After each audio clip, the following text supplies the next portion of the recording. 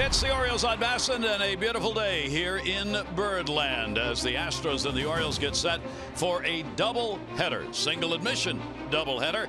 We're going to have a good crowd on hand here for this game.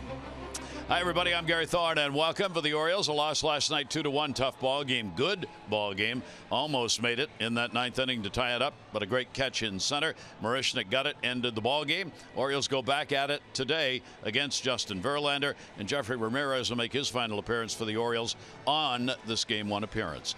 Chris Davis will not be in the lineup. Not today and not tomorrow. He is all done playing for the year. It has been a very tough year, to say the least, for Chris Davis. You take a look at the numbers that Davis has posted here with the Orioles. He's got 4 years remaining on a 7-year, $161 million contract signed in 2015 after that season.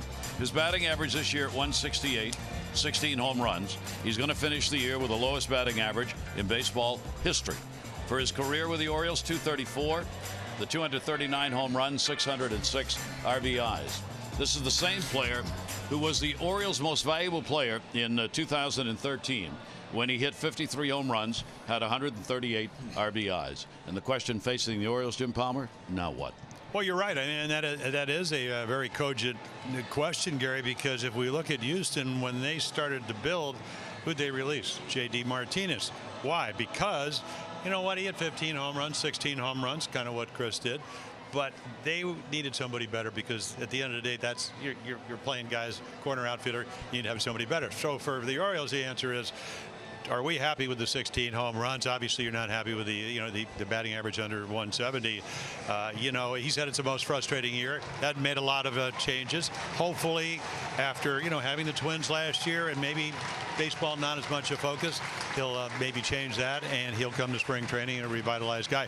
Certainly, he'll help him, and otherwise, I think the Orioles are going to have to make a tough decision. Simple as that. It has been a very long season for him. They were going to play him here in the final weekend, but that was a week ago. The decision now is no. When we come back, Game 1 lineups. First pitch from Camden Yards. You buy Southwest. Low fares with nothing to hide. That's transparency.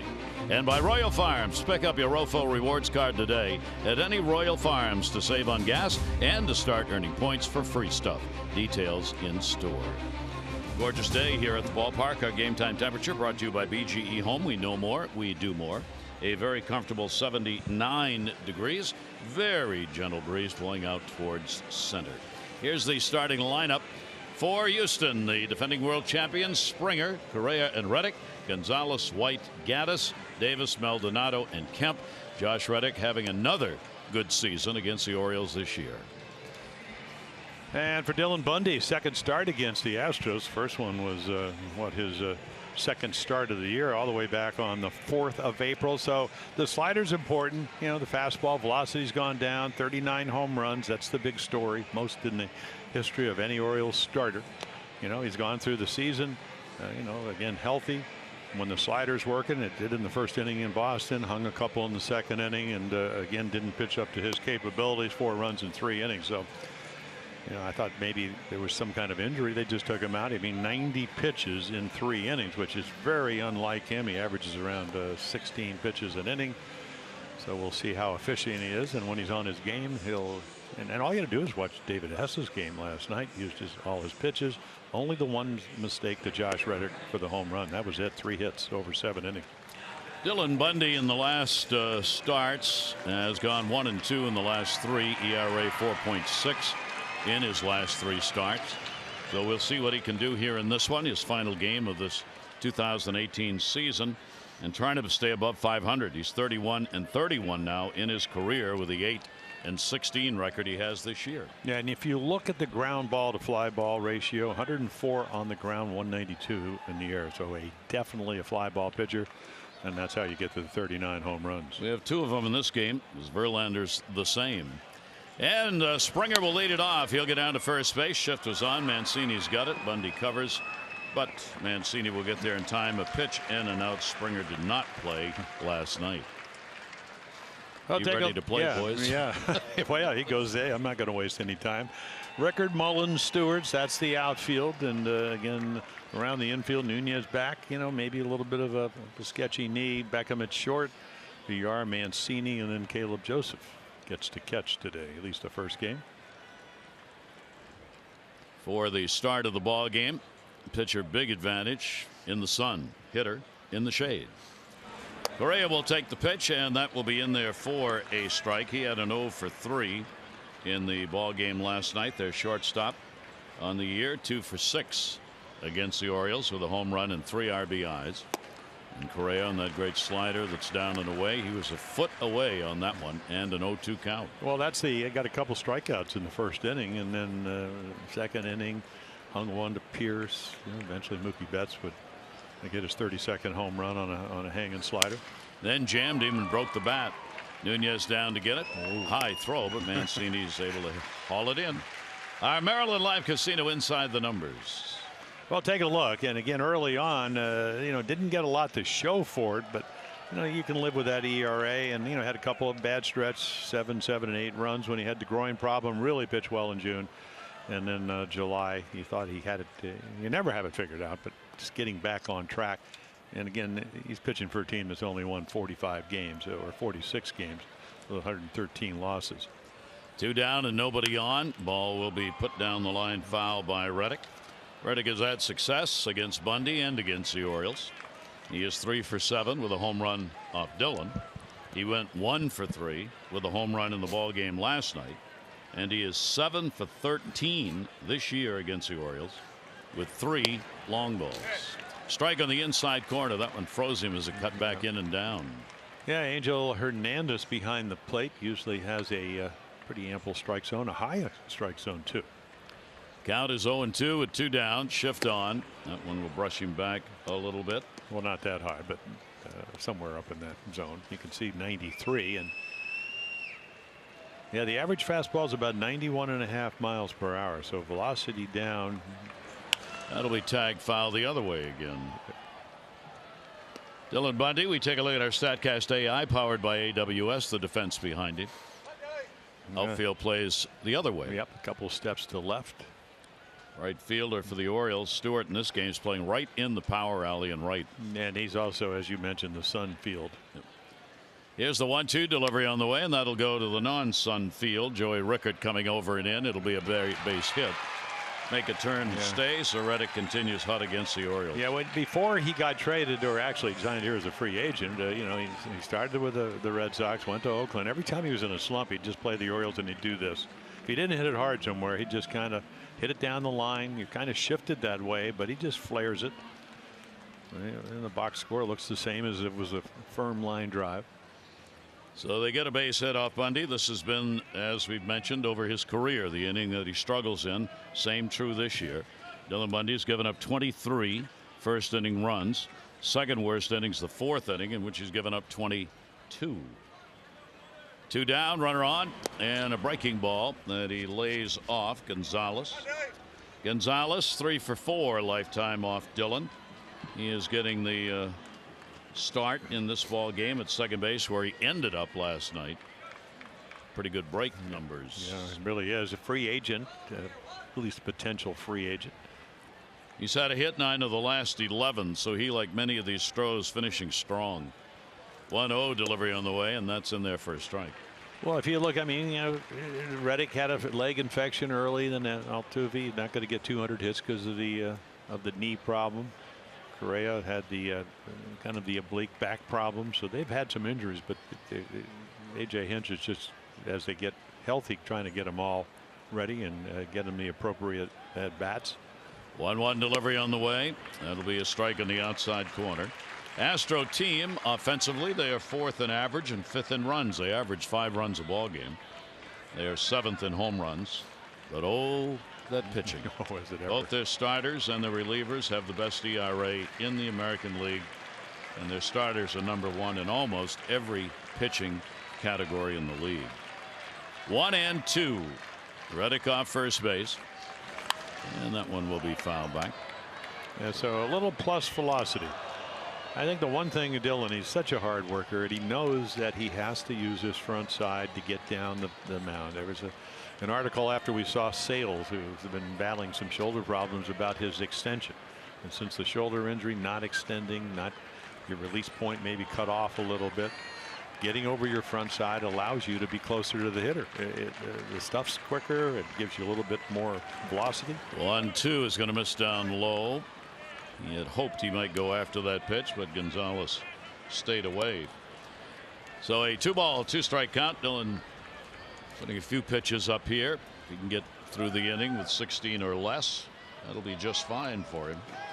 Gonzalez, go ahead run. RBI single, 8th inning. His 11th go ahead of the season came in that 2-1 win last night, and he'll ask for the timeout at the plate. Yeah, did it from the other side of the plate off of Tanner Scott, who just wasn't very sharp at 44 pitches on Wednesday. Didn't have his normal stuff. And get the runner back to first base. Dillon this year has been touched up by the left-handers. They've done the number, 316 against him. Right-handers 232. Home runs pretty much divided, 17 by the lefties and 22 by the right-handers, and lots of them. New mark for him, major league high. 2-2 delivery on the way, and he got him to go after one upstairs. So Bundy gets the strikeout. Gonzalez retired. No runs, 1 hit, no errors, and 1 left on base. Orioles face Verlander when we come back. Coming up, boy, final weekend. The great shirts are everywhere. Here's the starting lineup for the Orioles, brought to you by Southwest. Low fares, nothing to hide. That's transparency. Mullins, VR, Jones, Mancini, Beckham, and Nunez. Stewart, Rickert, and Joseph. Tim Beckham comes in with a 4-game streak. Yeah, so Justin Verlander, another incredible year. You can see the slider, and that's probably because he tightened it up when he came over last year from the Tigers right at the trading deadline, about 2 minutes, maybe even 30 seconds before the deadline. And then when 5-0, gave up 4 runs in 5 starts. MVP in the championship series, pitched well in the division, won a couple of games, 16 wins here, still throws, usually ends up somewhere in the mid-90s. Slider, curveball, changeup, gets you out 4 different ways, and usually does. 35-year-old, 204 wins in his career and 123 losses. Mullins will go after the pitch down and in. He'll bring Davis, who's playing at third base, in for the first 2 pitches, and then Davis will back up with the 2-strike count on Mullins. Cedric had a 1 for 4 in the ball game last night. Big average here at home, 320 in his major league debut this season. He's liked Oriole Park at Camden Yards, and the pitch up high to him, 1-2. So Verlander against the Orioles, no record this year. Did pitch early in the year against them in the Houston series. He gave up 4 runs, 6 hits, 5 2/3 innings, non-decision in the game. Verlander is 10-5 in his career against the Orioles with a 3.75 ERA. It's his 21st start lifetime against the Orioles, and in this ballpark he is 8-1 with a 2.63 ERA. That'll go the other way and foul. How about this outfield alliance? How interesting. You don't see this a lot. They have got Kemp in left, way in and way over towards the line. The center fielder Springer is over towards the power alley, and they've moved Reddick into the power alley in right center. That's a different lineup than we have seen against Cedric Mullins in the outfield here this year. 2-2 delivery, and he will pop that one up first base side. Catcher coming back. Maldonado's got to play. Yes. Well, take a look at their defense, and again, kind of like the way we pitched Maury Wills in the World Series in 1966. Kemp in left. You can almost shake hands with him. He's that close. Springer, Reddick, really good outfielders. J.D. Davis, Correa, Gonzalez, Tyler White, who played last night over at first, and then we saw the arm of Martin Maldonado, who came over July 26th from the Angels to the Astros. Jonathan Villar with the 0 for 1 against Verlander last night. Villar had a 1 for 3. Orioles switch hitter in the number 2 spot. Villar vying for playing time for next year. He's at second base in this ball game. Oh, he can play shortstop. Yep. He's really impressed me. 0-1 delivery on the way, will be taken inside for a ball. Verlander 1-1, and we said a pronounced fly ball pitcher, more so this year than ever in his career. 1-1 ballpark, of course, where fly balls can be dangerous for pitchers unless you keep it in the middle of the yard. Breaking ball will cut down and in. 2-1. Well, he's only, I mean, it's funny. He got off to a great start, 4-0 ERA at 1.36, 0.86 ERA early on in May. Struggled a little bit in June, same in August, but not this month. 3-0 with a 1.33, so he's getting ready for the postseason. He will be the starter. Dallas Keuchel is going to be in game 2. Will be the other starter in the first couple of games in the postseason. Well, he beat Boston twice, once in relief and once as a starter last year, and then again the MVP against the Yankees in the championship series. 2-ball, 2-strike delivery on the way, and the fastball taken up high, 96 miles an hour. Still has that power. Yeah, that's the amazing thing. I mean, he's 35. He's closing in on 2,800 innings. You know, kind of reinvented himself. They changed the grip on his slider, kind of took away some fastballs, so it gave him a little different pitch. But he can still pitch in the upper 90s. 3-2 delivery in there is a heater. He leads the league in strikeouts. That is number 281. Yeah, that'll bring up Adam. 10, Adam Jones.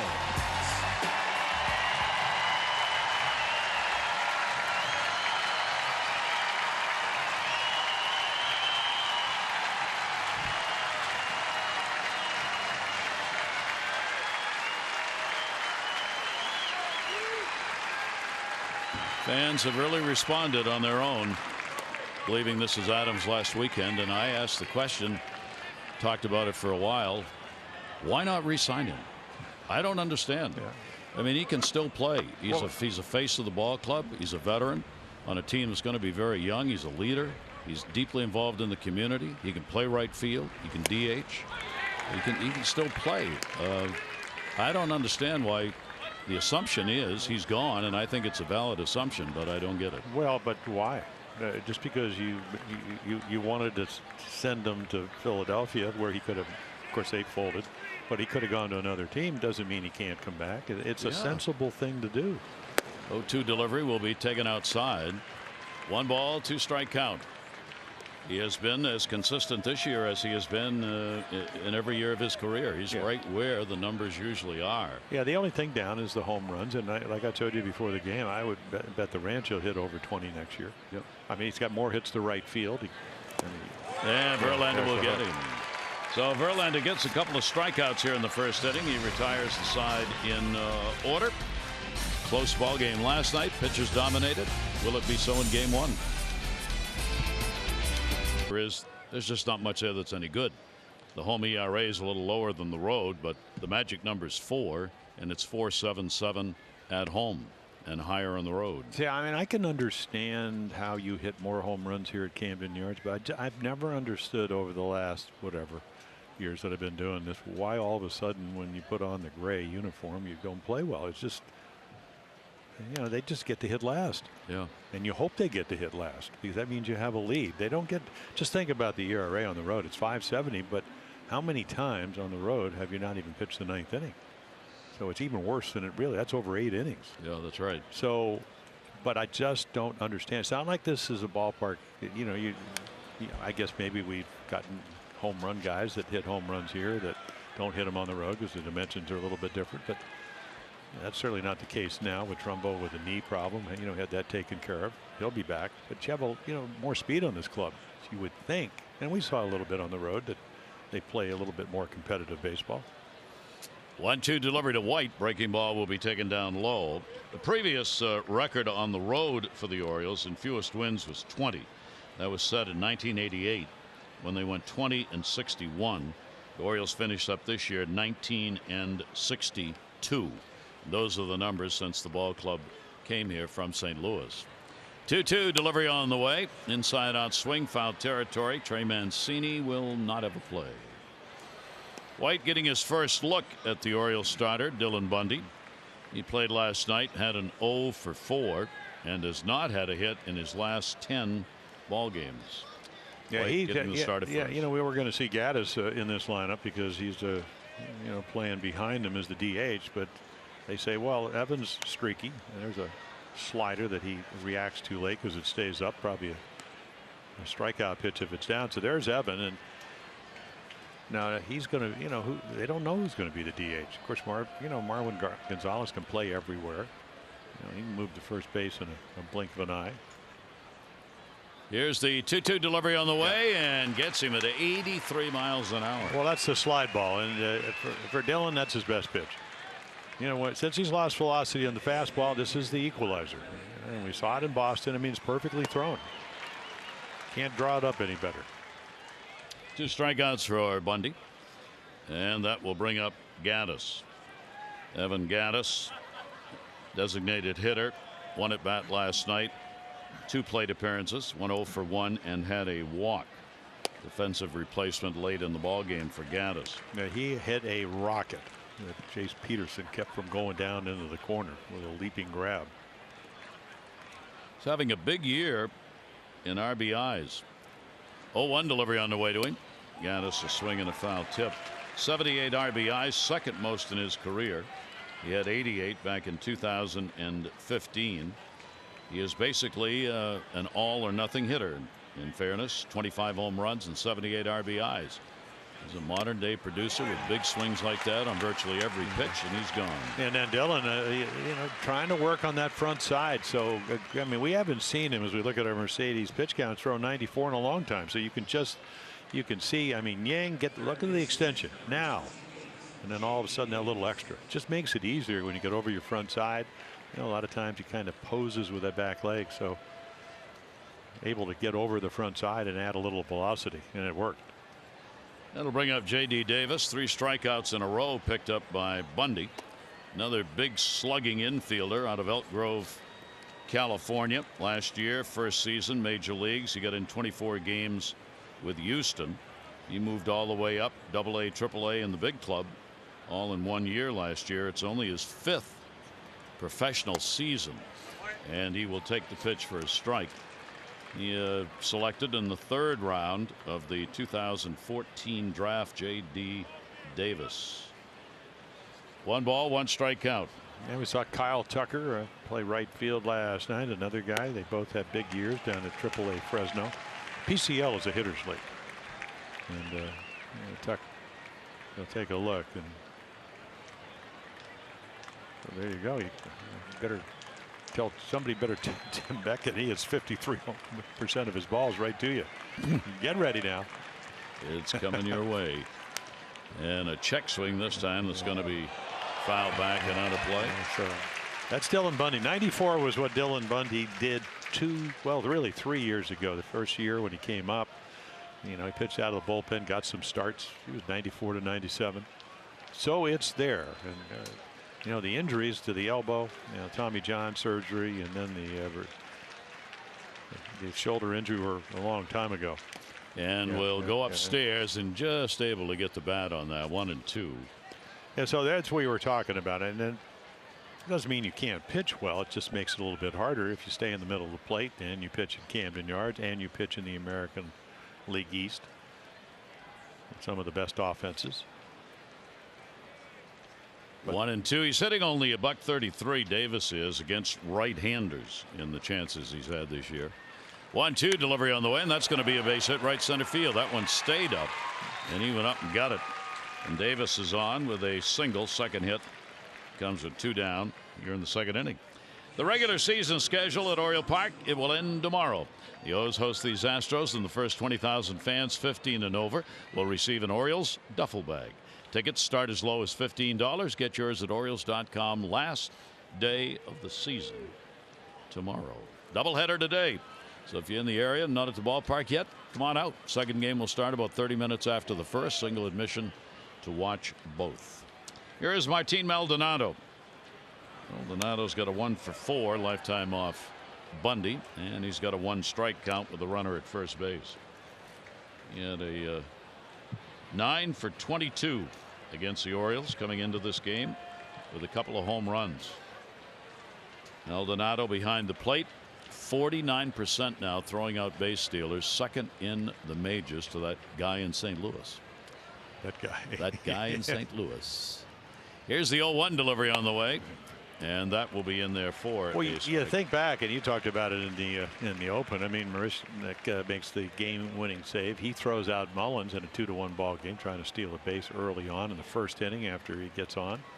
All those things make a little difference, and the 1-run wins. That the amazing thing, and you talked about it as you signed off. They're only 23 and 24 in 1-run games. Yep.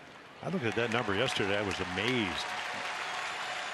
So he strikes the side out, giving up a single along the way, and he's got 4 Ks in the ballgame.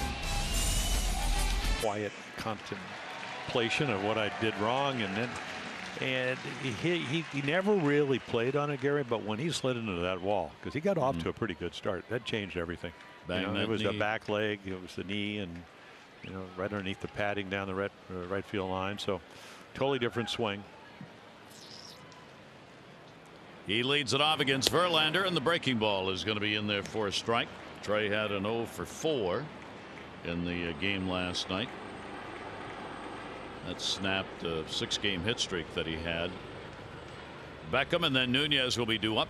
0-1 delivery on the way to him, and pitch will be outside. Now we have pitcher throwing out of shadows through the sun into the shadows. Well, that's late September, October baseball. Yeah.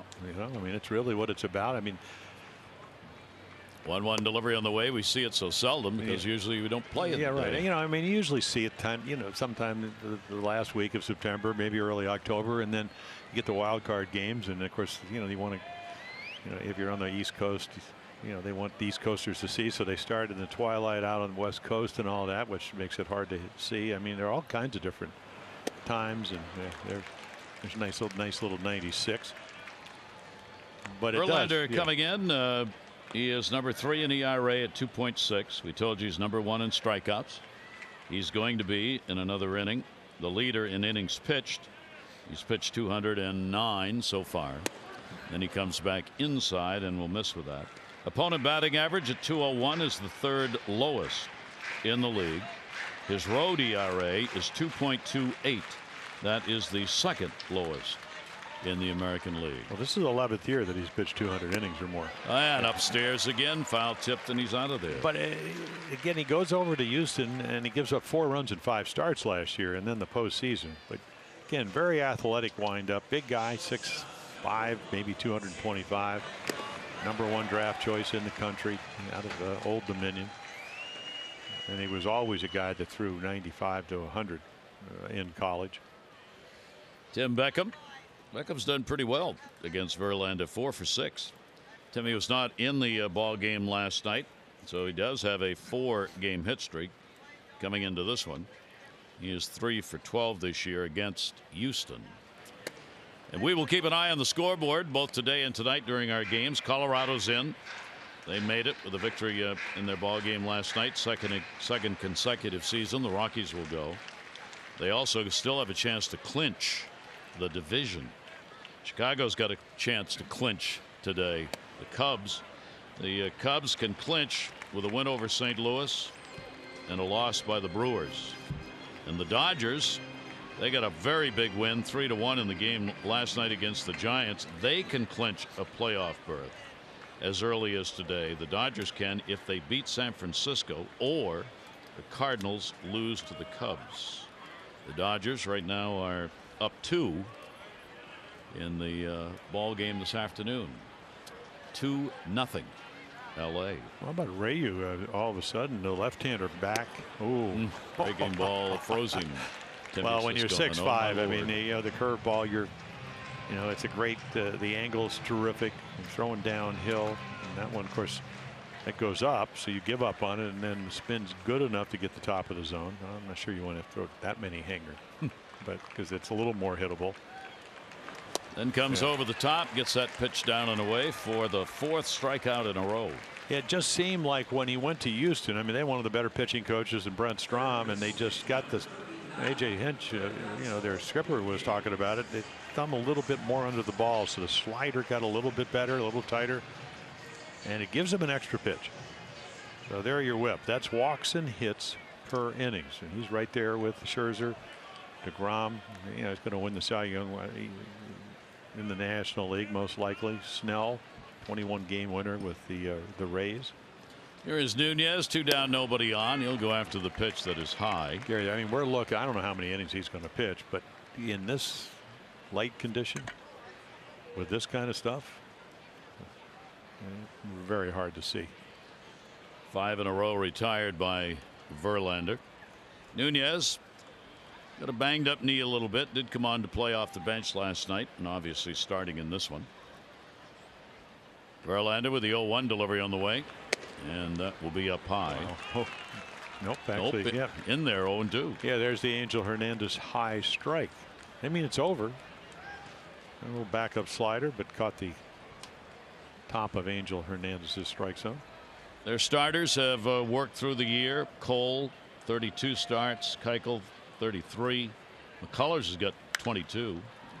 That'll be put up in the air. Shade the eyes, shallow center.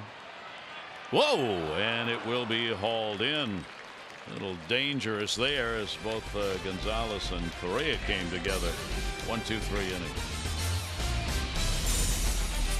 The Orioles in 69 had a great number. For the Orioles, a -270 this year, the worst for the Orioles in their history.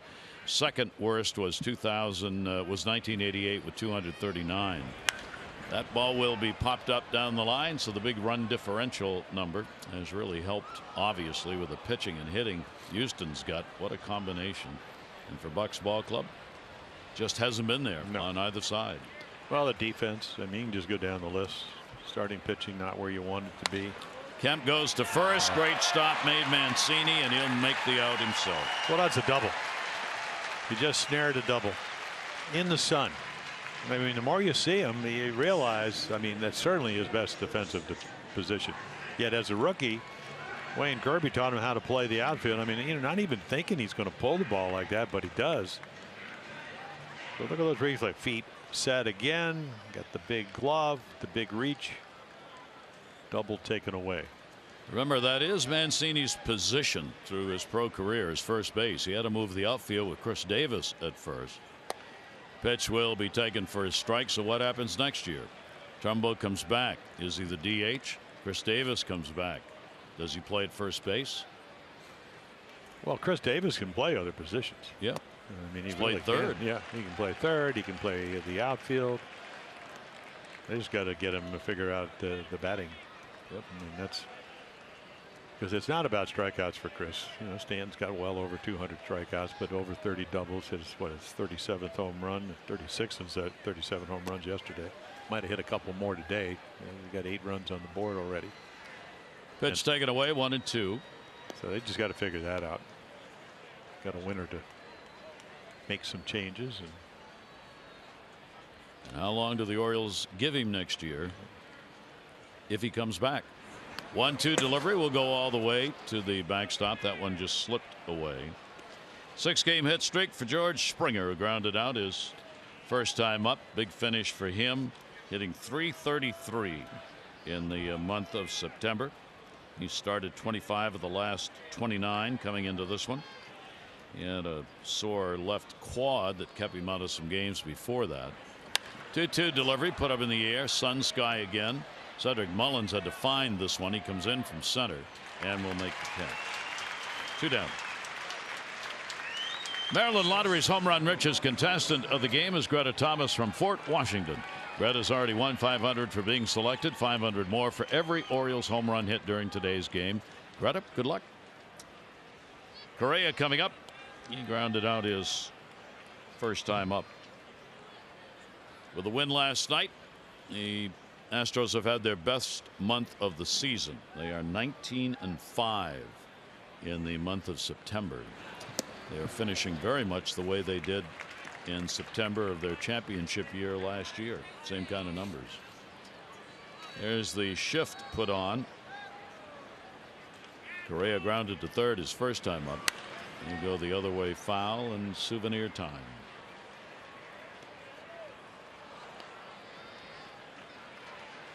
So Dylan Bundy and retire the side in order here in the 3rd inning.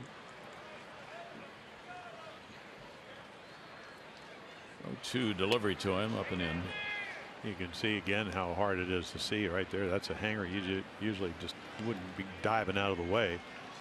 But this is the guy with the, the oblique back problems. They got to get going. 1-2 delivery, ground ball this time to short. Beckham's got it over to Mancini. Good inning for Bundy as he retires the side in order here in the third. Stewart will lead it off for the O's coming up.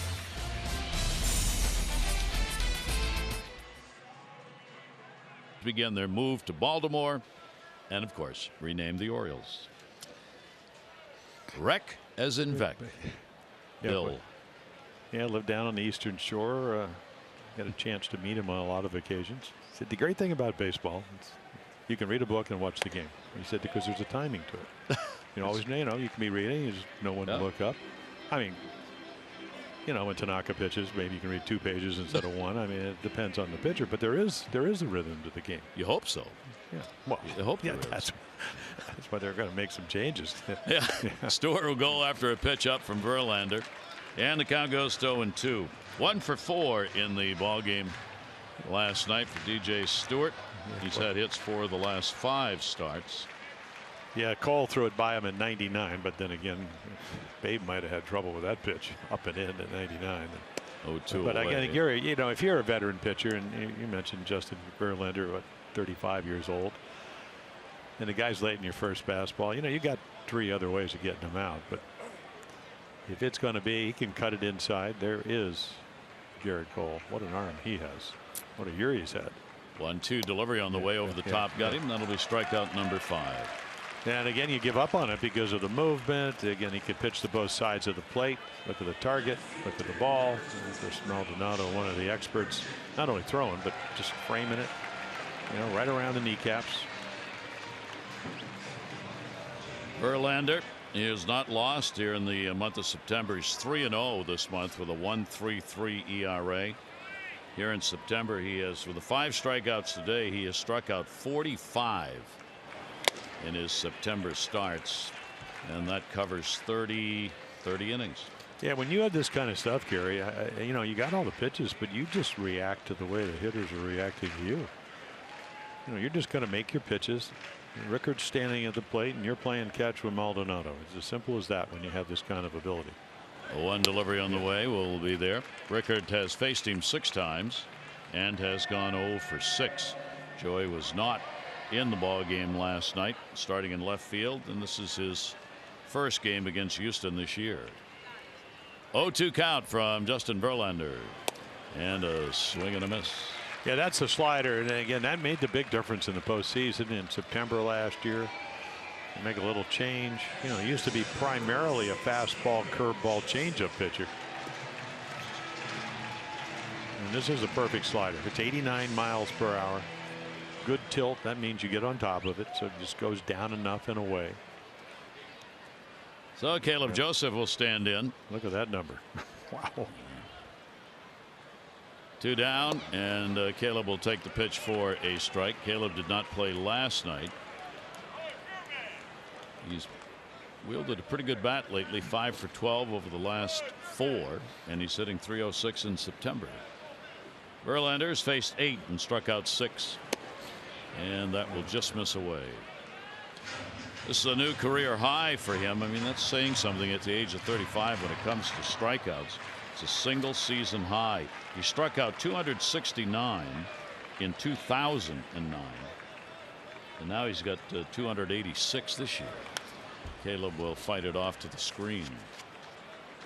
We're talking about their starters and how consistent they have been. They are a ball club, proving the adage you win when you get the starts from the guys you expect to start.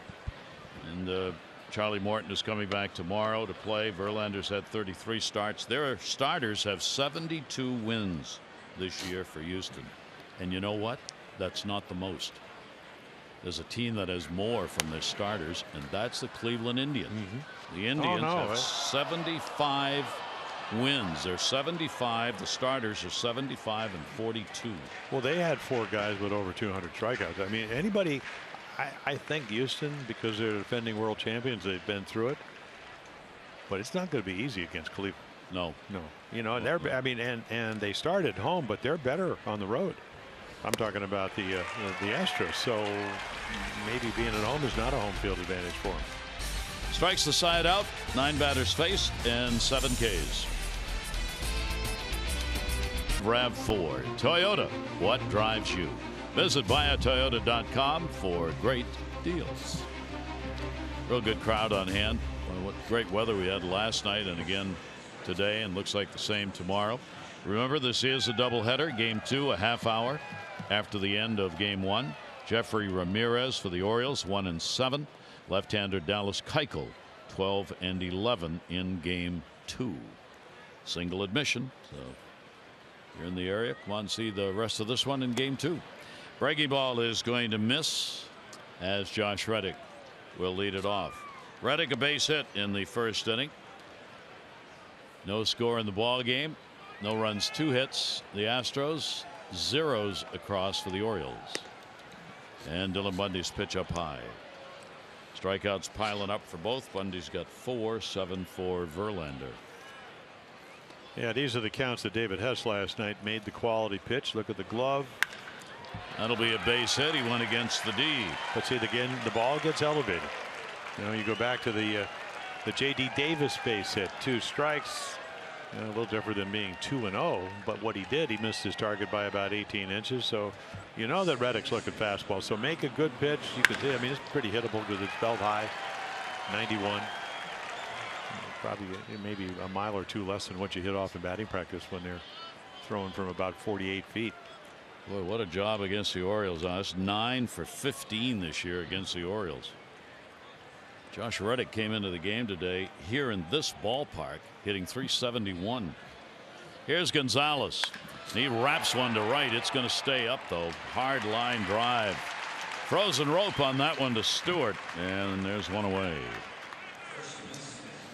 Well, take advantage of Kids Cheer Free during this Fan Appreciation Weekend. You can bring the youngsters 9 and under to Camden Yards free of charge.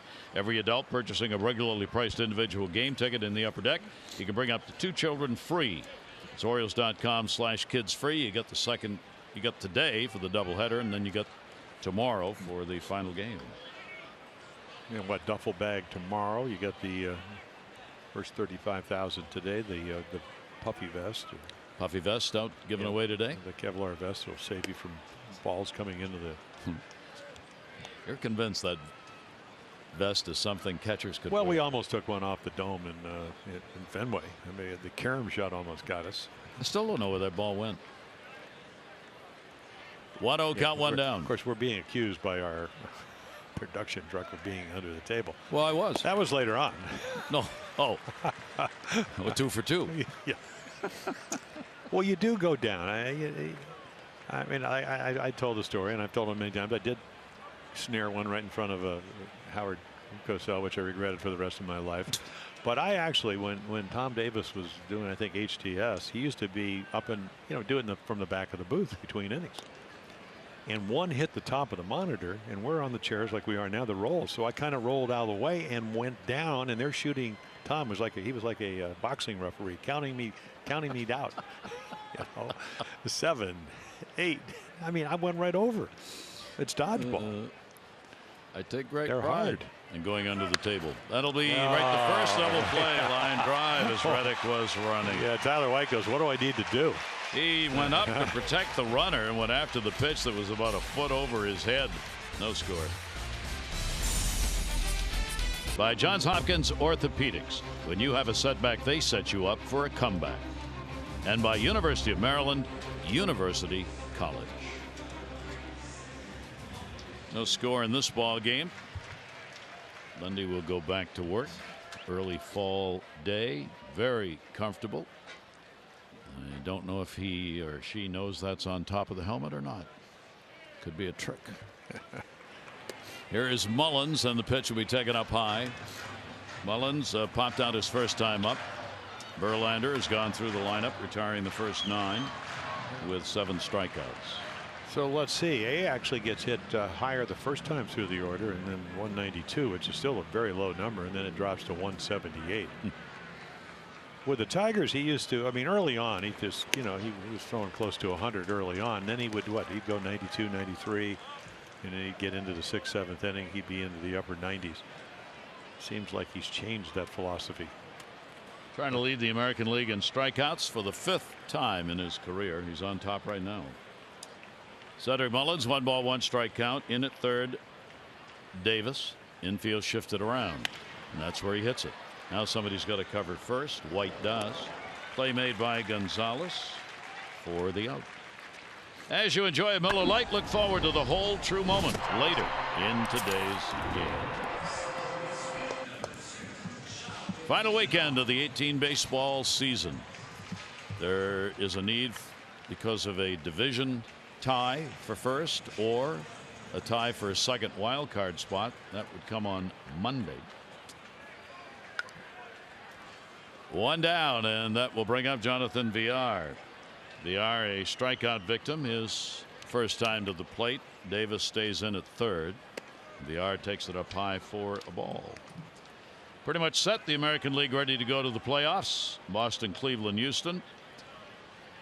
Yankees and Oakland. Yankees have clinched the top spot in the wild card, so the wild card game will be played in New York. The winner will play the Red Sox. Cleveland will play Houston in Houston.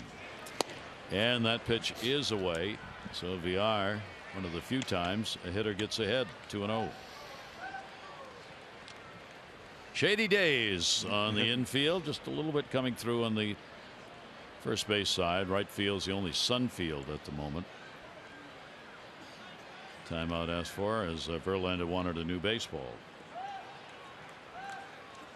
The left-hander's hitting only 180 against him. Right-hander's 218. Virtually no difference. And no difference in the home runs. 14 surrendered each side of the plate. 2-0 pitch on the way, and that is their first strike of the knees. Yeah, when you look at that West race, you know, the Dodgers, what, 2 up on the Cardinals. They're lucky that the Cubs have to win their division, so they have to play at a high level, and they just happen to play in the Cards, and the Dodgers have to figure out a way to win. Cardinals right now are the team in the most trouble, as their drive to get there could be ended as early as today. We'll see. 1 LA win or Cardinal loss, and the Cardinals are out, and LA is winning 2-1 in their ball game this afternoon in San Francisco. Yeah, but because the Brewers have 67 losses and the Cubs have 66, they need to win because they want to win the division. 2-2 check swing foul. Or as you mentioned last night, they will have to play a tiebreaker. Now Chicago can clinch the Cubs. They clinch the division today if they win over the Cardinals and a loss by the Brewers. Brewers are playing the Tigers, so they got to have both happen. The Cubs do in order to have a clinch today. 2 ball, 2 strike count on Villar. Over the top, pops it up, shallow center. Springer will get there and put it away. 2 down.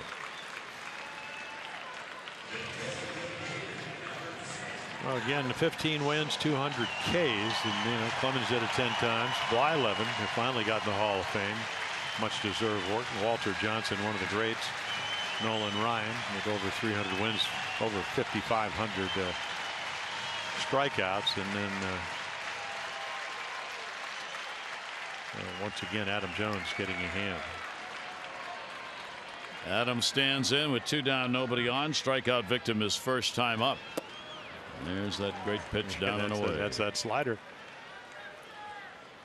Slider's almost unhittable. It is the money pitch Verlander has, particularly against the right-handers, but even against the left-handers. Comes in on your hand so far.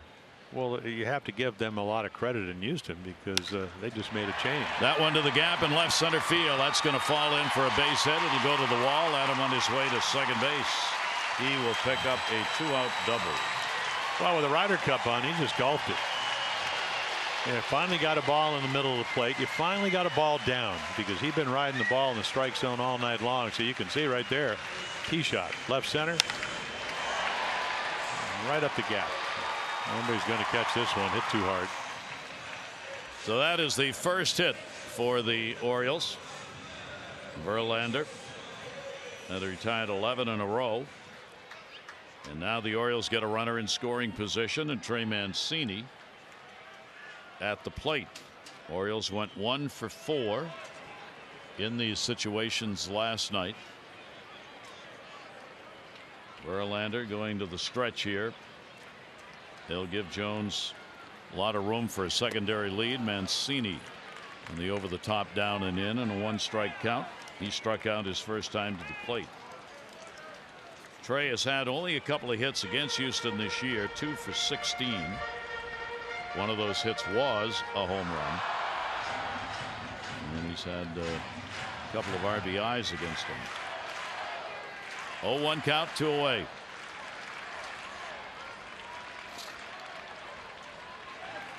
That one down low. Good block made by Maldonado. Yeah, perfect block.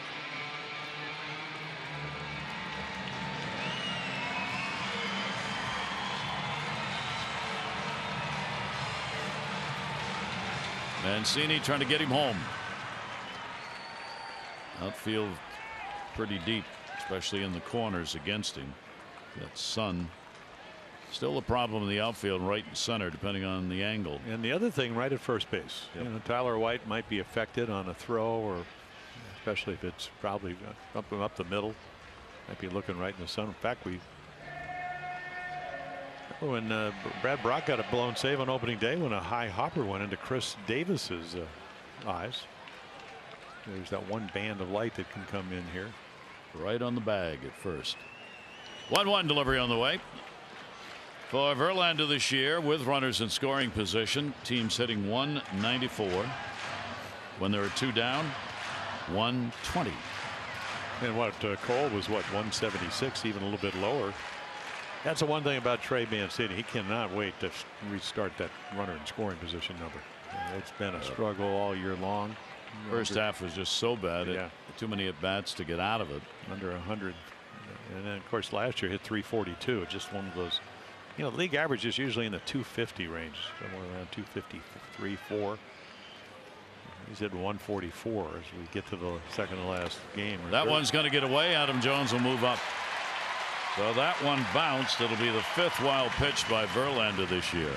Yeah, the curveball, again, it usually bounces out because it's slower. Try to, you know, the slider, he just caught it, but I mean, now it's way out there, so you get the higher hop, more spin on it. And you can see out there, I don't even know what about 59 feet. Couldn't flag it down. Well, Adam Jones at third. That much closer. He'll get a good secondary lead in case there's another wild pitch, because Davis is way back at third. 2-2 delivery on the way, and a swing and a miss. It won't matter. Verlander gets another one, so that's 8 strikeouts, no runs, 1 hit, no errors, and 1 left on base. 5-year, $47.5 million deal. Much older Cuban player, but he was a big part of their winning. You know, we hear the name Victor Mesa, but there is Yuli. We'll see if he plays the second game. Line drive hitter, home run guy on occasion. Good change up there, first of the day. Big whirlybird swing right there. Charlie Lyle would have been proud. Well, yeah, he always said you got to release the hold on with the lead hand and release the other one. Make sure that you get through it. Evan Gattis, strikeout victim, his first time up. 0-1 delivered. Victor Mesa, that international #1. Now that #1 ranking comes from MLB.com, Baseball America. I know the Orioles are not sure that he's really #1, nor are they sure that he's worth as much as he's going to ask for when compared to other international available players. So I say that only because I think the Orioles are going, yeah, obviously we'll consider him and we'll see what it looks like, but we think there are some other players who maybe are as good or just barely below for a whole lot less money. So we'll see. 0-2 count. And a big swing and a miss, and Bundy's got 5.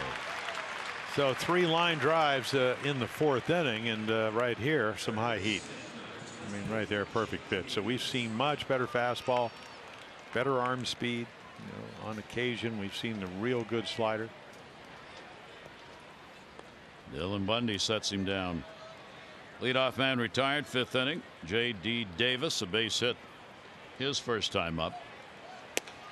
And the fastball will be taken away. Davis with a 1-for-3 lifetime now against the Orioles starter.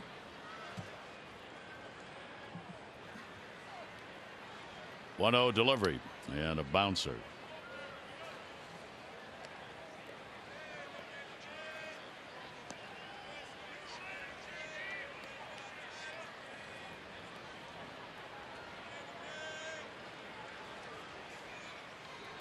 .2-0 count. Davis to be followed, and the catcher Maldonado, and a good 83 breaking ball in for a strike 2 and 1. Well, again, I mean, that's a great pitch in the sense that most guys that have the kind of power numbers that J.D. Davis has, they can hit the fastball. So that's a fastball count through something else. 2-1 delivery to him, and then comes back to the fastball. And goes right up the ladder. So he gets him to 2 and 2. Well, Dillon, Dillon may not be striking out 12 per 9 innings, but he is about a strikeout per inning on the course of the season, even though, as you mentioned, the 39 home runs lead the major leagues, but he can strike you out, the best of them. He has done that in the Orioles annals of history, and there's another one. So he's got 6, strikes out the first 2 here in the 5th inning. Now Dillon in the strikeout department, the highest single season number for the Orioles since coming to Baltimore in strikeouts per 9 innings belongs to Eric Bedard. Bedard had a 10.93 strikeout per 9 inning rate. Bundy is now 2nd all time for the Orioles at 9.62 strikeouts per 9 innings. Well, he had the complete game back on May 24th. Did that game in Chicago, 14 strikeouts. Another game with 10. That was against Toronto. A couple of 8s. Martin Maldonado, a strikeout victim. 0-1 delivery will be way outside. Dillon's problems getting wins to go with it. He is 2-9 with an ERA of 7.88 since July 1. 21 home runs in 14 starts over that span. 1 ball, 1 strike delivery over the way. And foul back again. 2 down, nobody on. Verlander, Bundy dominating the ball game here in game 1 of our doubleheader. Jeffrey Ramirez, Dallas Keuchel, game 2 a half hour after this one is finished. Roger McDowell, pitching staff in pretty good shape with the effort made by David Hess with his 7-inning performance last night, protecting a number in the bullpen. The 1-2 delivery did not go around. Chris Siegel's the umpire at first base. He's the extra on the crew when you have a doubleheader. Yeah, a little backup slider, and could have gone either way on that. Right, probably. yeah, in either land where it could have gone either way. Chad Whitson, Bill Miller, the other umpires. Bill's the crew chief down at 3rd. Checking the count, it looks like Martin Maldonado with the home plate umpire, Angel Hernandez. 2-2 delivery by Bundy, and that'll be off the end of the bat. Yeah, the amazing thing about Dillon's start, he pitched well early and didn't get any wins. Then he pitched through the groin problem, 8, 7, and 7 runs, then really good all the way. That was from what? All the way from May all the way to June, and then all of a sudden 8, 7, 7 again. So there's just been 3 games, 3 games on 2 occasions where he just hasn't had any command. I mean, the game against Kansas City didn't get an out, gave up 7 runs. Very unlike him. By the way, the Cardinals beat the Cubs today 2-1. Cardinals are alive. Cubs still haven't clinched. What a big win that is. 3 ball, 2 strike delivery on the way. Ground ball, a chopper. Big hop. Nunez will make the throw over, and another good solid inning. No runs, no hits, no errors, nobody left on base. Bundy, 1, 2, 3. Zip, zip. Being able to rest those guys. You eclipse 200 innings. For me, that's kind of the number. That's a job well done. Even the years when I was hurt, I took real pride in being able to get to 200. Even though it wasn't high quality, his ERA in 04 was 4.54 when he was hurt. The innings to me means you're posting every day. You're going deep into games. You're setting the team up for success. The words of Justin Verlander. He said it's a ripple effect. Yeah, and that's why you were talking about all the 3 guys. Keuchel's going to pitch the 2nd game. Cole all over 200 innings. So if you're AJ Hinch, less pressure on your bullpen. Yep. And the other thing is, you know, again, I mean, they're able to get hitters out, the third, not on a very often on the fourth time. So they're able to do that, and you get to use the guys you want to use. 1-0 delivery, throttles back on it to Beckham. And Buck Showalter, we mentioned it last night. Buck said, we were talking about pitchers, the innings pitch, because he loves, obviously, as a manager, you want guys who can go deep. Buck said, I don't think you're going to see this again. 3 pitchers on the same team with 200 or more innings pitched in a season. Now, I was surprised because we did a little research. San Francisco Giants 2016 were the last team to do that, and then there was a team a couple years before that who had that. So it's not as though it hasn't happened recently on a couple of occasions. Yeah, Detroit did it in 2014. Yeah, Cleveland could do it. Yeah. You know, Bauer got hurt this year with the wrist injury. Now, of course, the other competition is a guy by the name of Blake Snell out of, and he only pitched he missed about 10 days. He had some shoulder fatigue or whatever, but his numbers are spectacular. I mean, they really are. Oh yeah, yeah, absolutely. I mean, 21-5. Forget the wins. I mean, you know, Verlander at 16-9. So he's going to end up maybe 25 innings less. So it's still a lot of significant innings. I think Snell wins. But a 190 ERA and a runner in scoring position number. He got him. Yeah, there's a curveball. 9 strikeouts. Yeah. I mean, when you got a runner in scoring position number at 111, that's 1-1-1.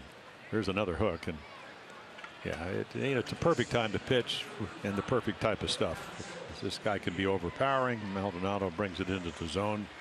The 9th K. So that's a new high for this year. He had 8 against Texas back in May. His career high is 13. That also was against Texas back in 2015. 1 down, nobody on. Here's Nunez, popped out his first time up. No score in this ball game. Whoa, where did that go? Yeah. Well, if the catcher with the big glove can't see it, it gives you an idea. I mean, that's a 95 6-mile-per-hour fastball with some movement. Watch it run right there. And he did. Oof. We saw Bill Miller last night get. Wins didn't even flank it down. Hit him right in the left arm. And surprised he doesn't have it in a sling. Thank goodness Maldonado got a piece of the glove on that. 0-1 delivery on the way. Nunez down to third. Tough play. Davis can't make it. So Nunez is on. Infield hit, I would think. It is. I didn't see much of a knee problem. He was scampering pretty good. He was. There it is. And again, very, very deep. Very, very deep. Felt like it's the only way to catch it, pick it up. Of course, Bregman will be playing third base, who had a marvelous postseason last year with the glove. So the Orioles will pick up their second hit. Double, single. Verlander had retired 11 in a row before Adam Jones got the double. Retired 2 more on strikeouts. Now Nunez a single. And that'll bring up Stewart. Called out on strikes his first time up. DJ Stewart. Shift on. Goes against it. Shortstop, third baseman back. And Davis has got it. Yeah, a little jam shot. So much to see and do in the beaches and islands of Sarasota, Florida's Gulf Coast.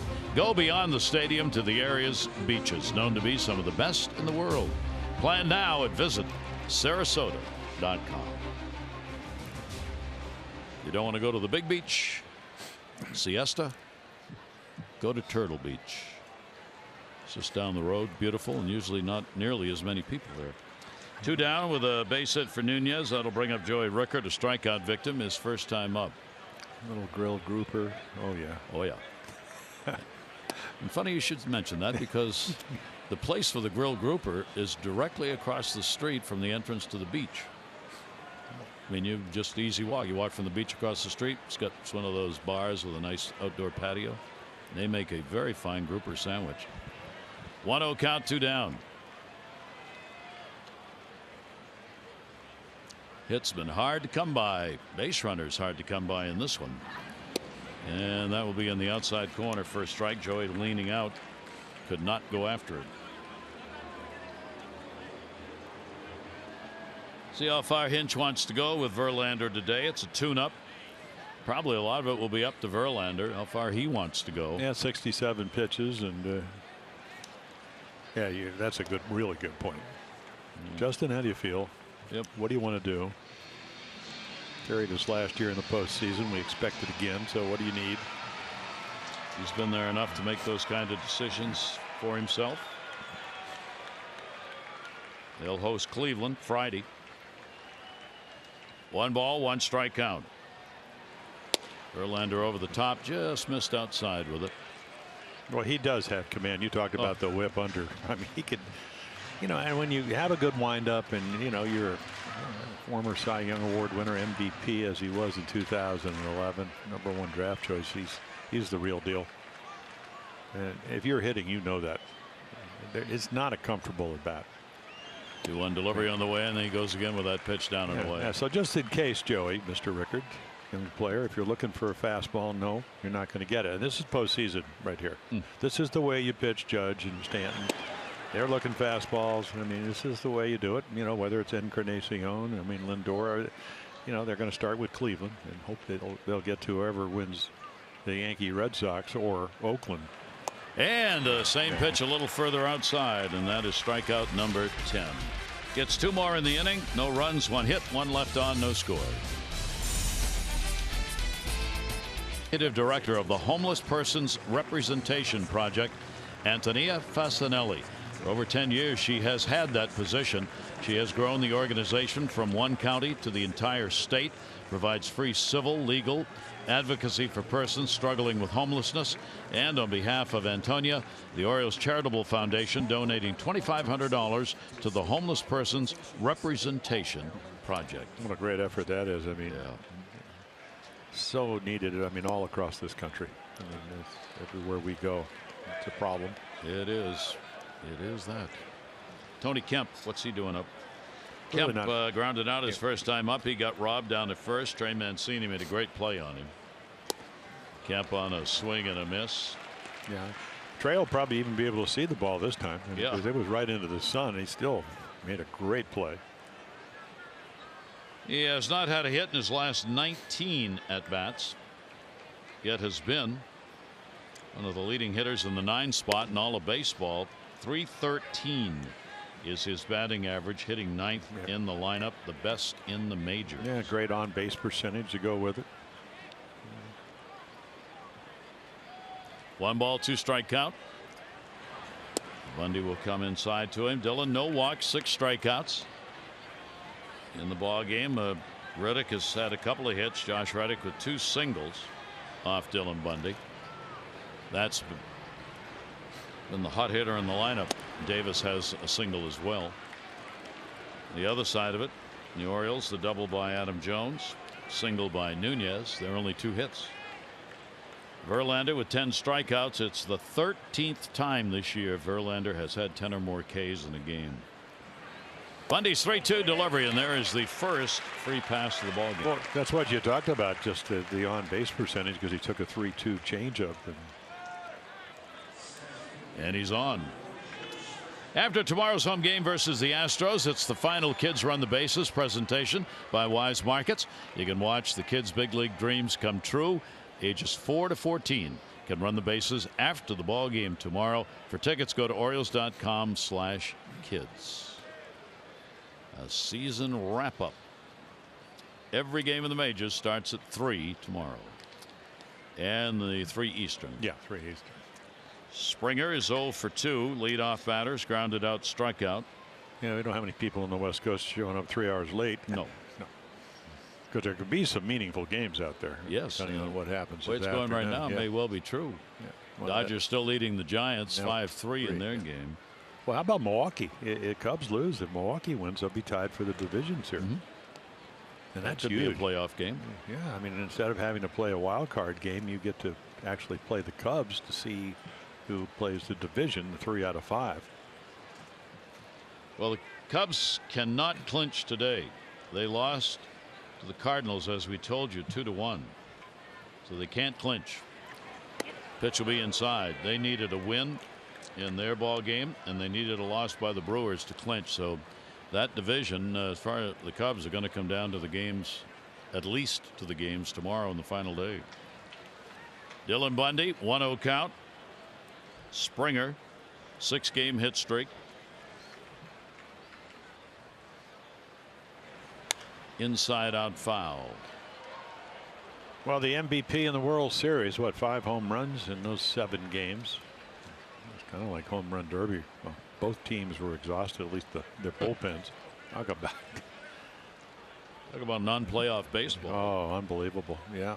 Well, you never know. This ball game, that does that to you, even in the World Series. 1 ball, 1 strike count. Good lead over there. And Dylan Bundy's going to keep him close. Bundy has had problems with the base runners going. They are 17 for 22 against him this year. Yeah, Kemp 9 out of 12, so there is some speed there. Yeah, the guy Springer, who, I mean, strikes out a lot, but he can, he can use the whole field, so you have some options. Runner does not go. Yeah, good swing there. Springer in the World Series last year hit .379 along with those 5 home runs, 7 RBIs. He had a 1,000 slugging percentage, 1.00. Well, if you're with us yesterday, we talked about rebuilding this club. He was a big part of it. #1 draft choice, so the 11th picked in the first round back in 2011, and he was in the big leagues in 2014. And Bundy will move him. That worked his way through the minor leagues out of the University of Connecticut. Springer played 3 years with the Yukon Huskies, and college ball. Broke in 2011 minor leagues. 2 ball, 2 strike count on him. The runner takes off on 2-2, does not, and the pitch is outside, and a nice stop made by Caleb Joseph. Yeah, so now the deep counts, 3rd time through the order. Didn't want to walk the first guy. He earned it, taking that 3-2 changeup that a lot of hitters might chase. The moment of truth, and then of course this is how you sometimes you get Verlander, who's as good as he's just Verlander. Springer will wait on the 3-2. Just turned 29 years old last week. Runner goes.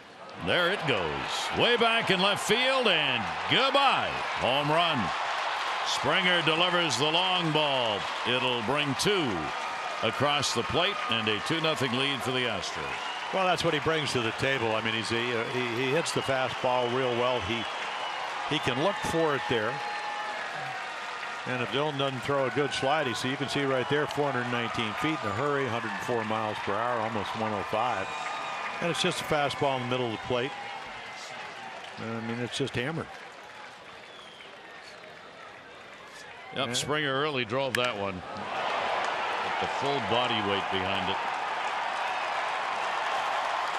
Number 22, RBI 70 and 71. Down the right field side. That's way back, and goodbye home run.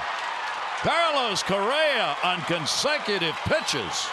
The Astros have delivered 2 homers of Dylan Bundy and have a 3-0 lead. Now you saw A.J. Hint talking to Joe Espada, the bench coach. He's got to be pleased. Little change up that he takes the other way. Didn't go as far as Springer's, but adds another run. I mean, it's just a change up. Lets it travel and just belts it. Around some breaking balls earlier in the game. This time lets it travel a little bit and just hammers it to right. It's 41 home runs surrendered by Dylan Bundy. Pitch will be taken up high. Josh Reddick has 2 singles. So an inning that starts with a Kemp walk is followed by Springer and Correa home runs. 1-0 delivery on the way. Breaking ball will be taken down low. Josh Reddick ahead on the count here, 2-0. The 7th time this year the Astros have had back-to-back home runs. And one a line drive, Correa, the other a towering fly ball, Springer. Reddick back into the screen, 2 ball, 1 strike count. Well, they're happy about Carlos Correa, Gary, because he's a lot like Manny Machado. I talked about that last night. He's a shortstop. Manny came to the big leagues as 3rd baseman, but when they're hitting well, they hit the ball all over, and he can drive it, as you saw, to right field. That'll be foul back and out of play. Well, the Astros explode here in this inning with the long ball to jump on top.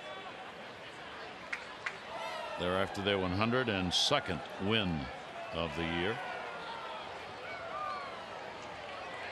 2-ball, 2-strike delivery on the way. That's up the middle. It'll be played on a hop. Beckham, the long throw is not in time. An infield hit for Reddick, who is 3 for 3. Yeah, you backpedal, and then Reddick smelling a base hit. So you're going to see a kind of a sidearm flip if you can't get anything on that type of throw. I don't know if it would have made a whole lot of difference the minute you wanted to get the easy hop. Right there it is. But I mean, you're way out on the grass.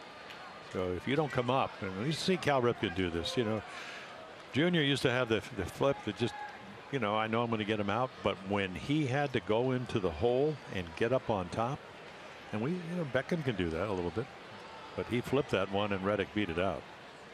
So the bullpen activated for the Orioles. Base hit for Reddick, Cody Carroll.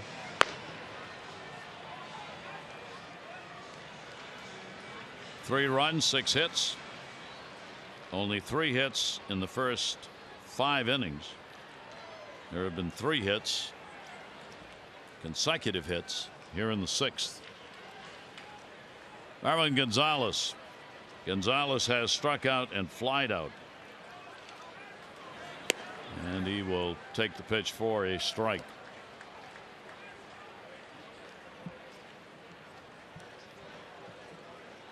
So Bundy trying to settle it down. The long ball just will not go away for Dylan Bundy. Last game, Boston got 1 off him. Breaking ball, that'll be in the dirt, but he's had numerous multi-homer games against him. Kansas City had one where they got 4, which is the most any team has had against him this year, but there have been a number of 2 and 3 homer ball games. 1 ball, 1 strike.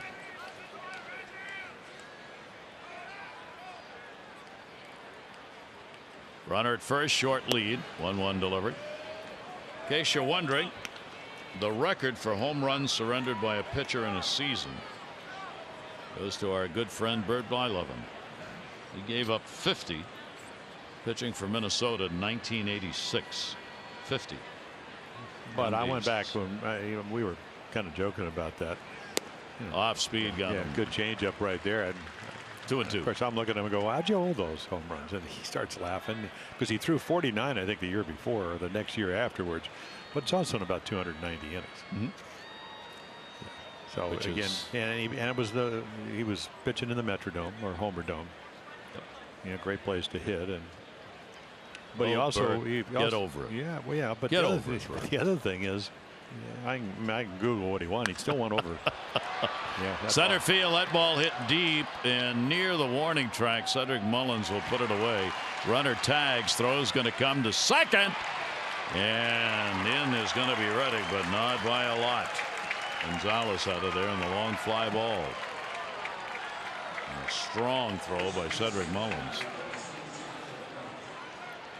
Yeah, Reddick, he knows the ball is going to be caught, and he can, again, the play's all in front of him. So good throw, and you're right, accurate, right on the money. Just missed coming up with it. Cedric Mullins. So 1 away, runner on at second base. 3 runs in here in the inning, and here's White. He is hit into a double play. Tyler White shifted infield. He'll take the pitch outside for a ball.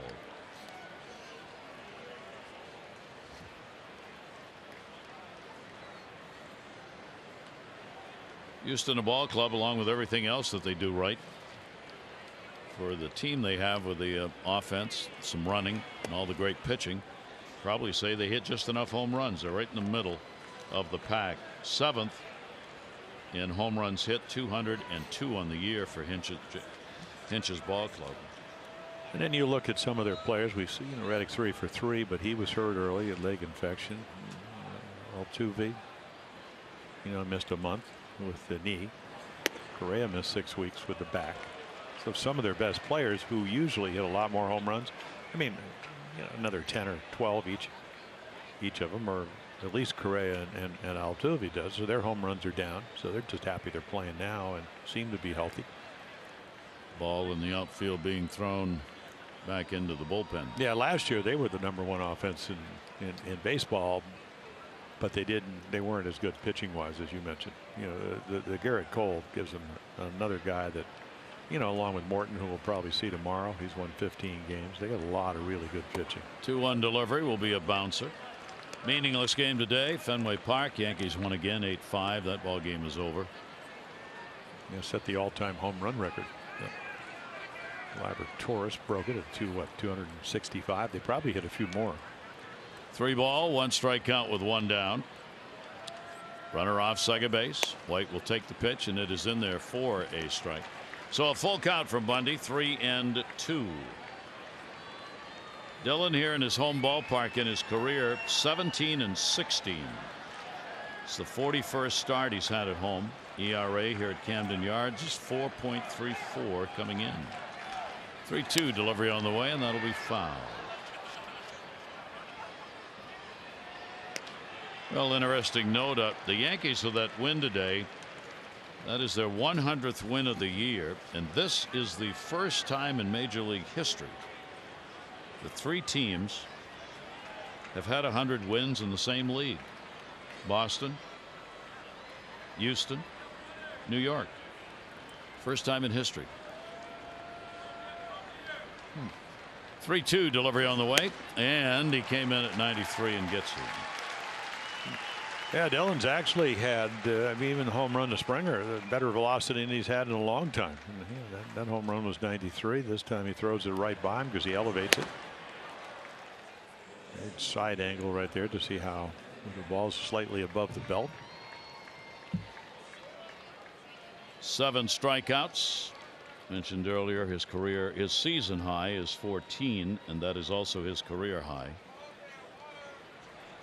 2 down and a runner at second for Gaddis. He has struck out twice, and he will go after it and pop it up on the first base side. Mancini, the only one over there, will be called off, and it'll be put away by Villar, the second baseman. But 3 runs in, back-to-back homers, back-to-back pitches. Springer, Correa. To see Twilight, Dylan Bundy, and Chris Verlander having a fabulous year. So a lot of strikeouts, 17 so far. And again, curveballs and sliders and changeups. I mean, you name them. Stewart down. Gaddis down on strikes. Same with Caleb on the curveball up the ladder. Again, a couple of home runs. That's how the Astro gets their 3 runs. Geico 15 minutes could save you 15% or more in car insurance. Visit geico.com to see how much you could save. So Verlander now with a 3-0 lead to work with, and the pitch taken for a strike. Caleb Joseph, strikeout victim, his first time up. It'll be Mullins and then Villar. Orioles batting bottom half of the 6th inning. First game of our single admission doubleheader. Second game about a half hour after the conclusion of this, and then the game at 3 o'clock tomorrow to wrap up the season. 2:30 O's extra, 3 o'clock for the ball game. Both teams awaiting the outcome of pitcher use in this doubleheader before announcing the starters for tomorrow. Verlander, the 1-1 delivery. Caleb on a swing and a miss, late cut on the 95-mile-an-hour fastball. I mean, it's ball's right on the corner. So it's very hard to get to. The velocity's good. It's still pretty hard to hit, maybe, or see, not as hard as it was a couple of innings ago, but still lights are on, but really not affecting anything. And there's another one on the corner.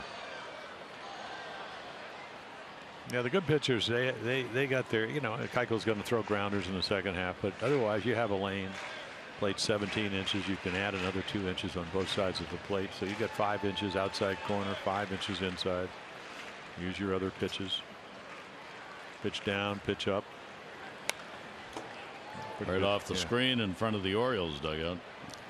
1 ball, 2 strike count.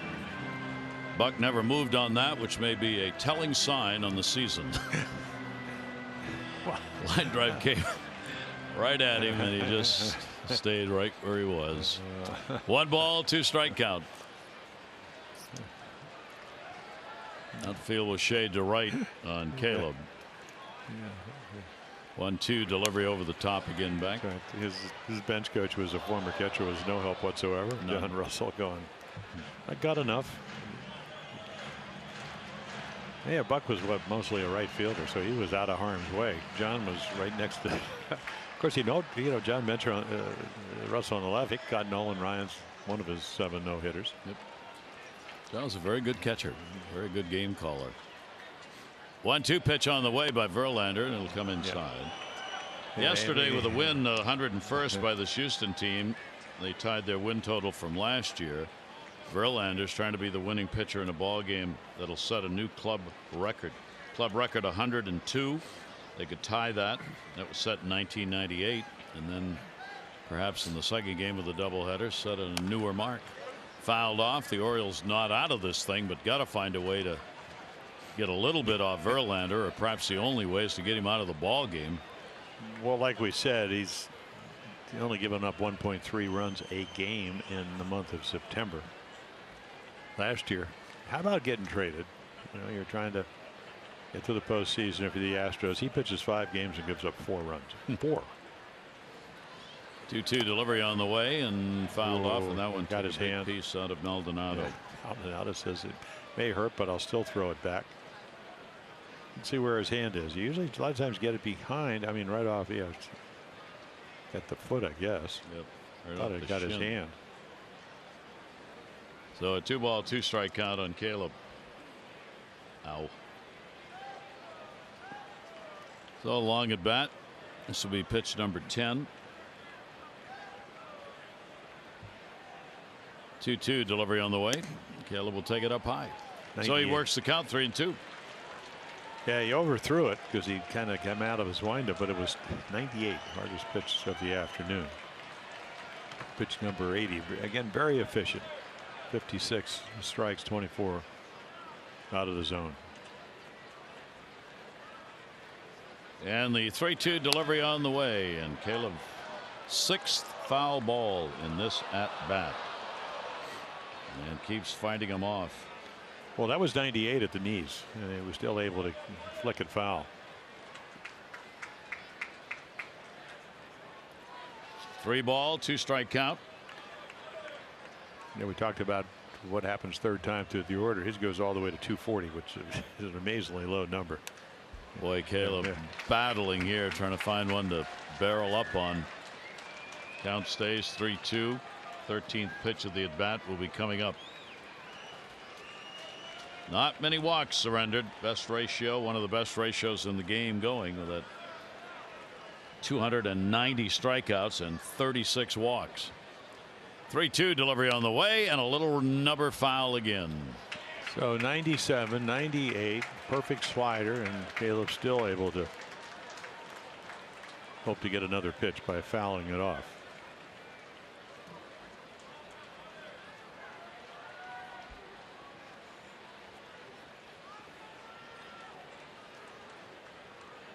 Orioles trying to get a leadoff man on against him. No success so far in the ball game. Caleb trying to change it.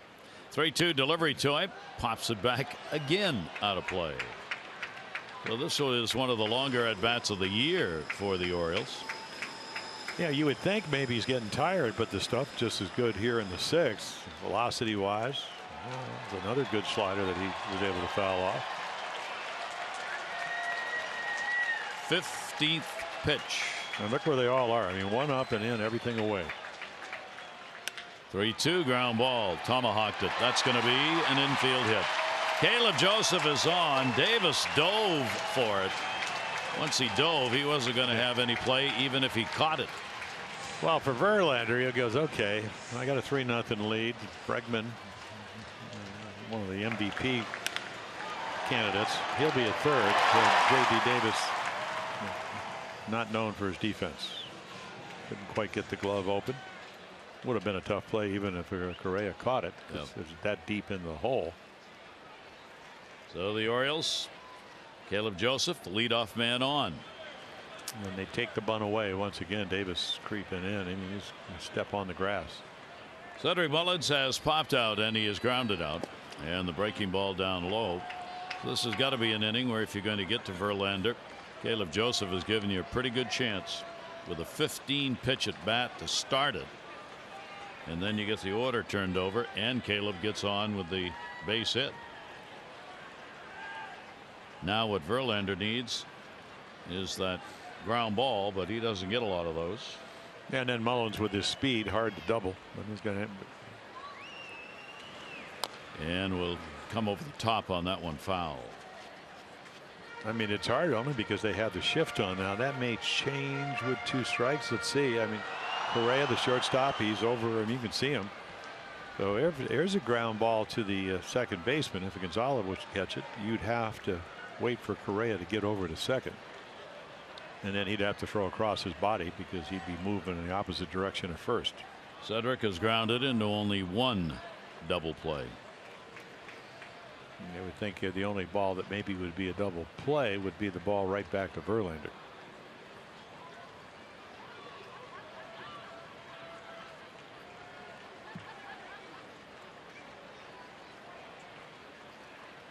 One delivery on the way to him. Breaking ball dropped a little bit low. So Cedric Mullins will get ahead on the count. 2 balls and 1 strike. Verlander, about half the games he has started this year, he's over 100 pitches. He gets up 122 mark. Generally stays within that around the 110 mark. Last starts that he has made, he's been over 100 each of the last 4 games. Chance for what? 1, and that's it. And a double play. They're calling interference on the runner, Caleb Joseph. And here comes Buck. Second base umpire Chad Whitson making the call, saying Joseph interfered. Oh, can't do that. That's a slide into second base. Well, again, I mean, he's just sliding. Yeah, but it's you got to get premature. to the bag. Yes, exactly. You can't slide like that ahead of the bag. Yeah. You get red carded, what, in soccer? Yeah. Well, it's a good way to break up the double play unless the umpire calls the runner out at first because of the interference, and that's what he's going to do. Just very unusual play, trying to avoid the tag. And there is no review requested yet. Buck Oh, yeah. See, I think what he said was he grabbed him with his left hand. Yeah. Take anything you want. The whole thing was interference. Yeah. Well, I mean, that's when Caleb comes over in our replay, he says, yeah, but you grabbed him with your left hand. Bill Miller, the crew chief now, is coming in. So if he doesn't slide, but again, the grab, no. Well, we talked about it last night. That's what he used to do to his little brother Corbin. Except they'd be on roller hockey. See the grab right there? So that can be construed as Correa goes. Correa. Yeah, there. Correa wasn't sure quite what to do. He got the ground ball. He looked at second, but it was too far away to run over and tag the bag, so he didn't.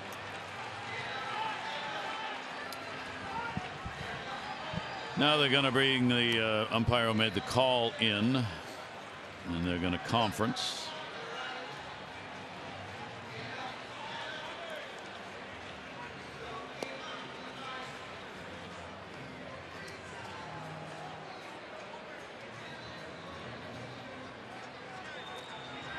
Crew chief calling Buck back out, Bill Miller.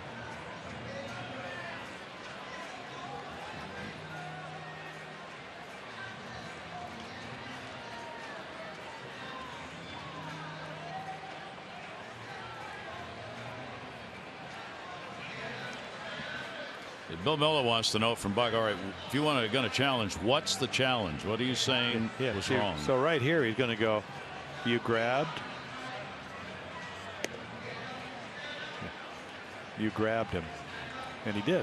Yep. I don't know if he meant to do it, but it sure looked like he was able to impede his ability to throw the ball. Of course, he never tagged him, I don't think, did he? I mean, the ball was in his hand and just ran into it. Kind of. It was in the premature. So right there, does he tag him? Yes, he did. I guess you could say it's kind of together.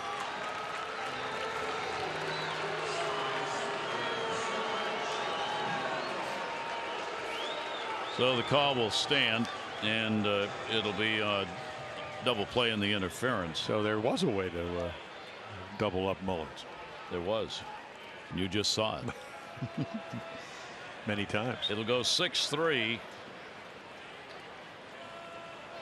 Or 6U. They're going to call it 6 unassisted. Yeah. I'm sorry, yeah, 6 unassisted. And then what's the umpire's number? 2 down, nobody on, and the pitch taken up and in by VR. He has struck out and flied out. Well, Chad Woodson, the second base umpire, I mean, he made the right call. Just don't see too many guys sliding about 15 feet short of second base. 1-0 delivery on the way, and that'll be up. So big help. I mean, this is the inning. Remember now, Joseph had that 15 pitch at bat to get on, and we said what Verlander needs. He needs help here with a double play, and that's exactly what he got, as unusual as it may be. Pitch is going to be inside, not nearly as sharp this inning with control as he was in the first 5. And part of that may be the number of pitches he's had to throw this inning. 3-0. Yeah, he'll be throwing 3 balls or whatever it takes. I mean, he'll be taking here right down the middle if he can. 3-0 pitch there's one. there. Yep. Ben here. You pitch into the scoreboard. If he hits one out, at least you made him put the ball in play. And I mean, when you're on the mound, you think, okay, you know, even the home run guys hit the, you know, they probably hit him what, 12 or 13 times up. 3-1 delivery, and that'll be a little foul tip. 3-2. There's another one, and can't imagine he's not going to throw anything but that. Then Cody Carroll, he's going to be coming in for Bundy going into the 7th inning.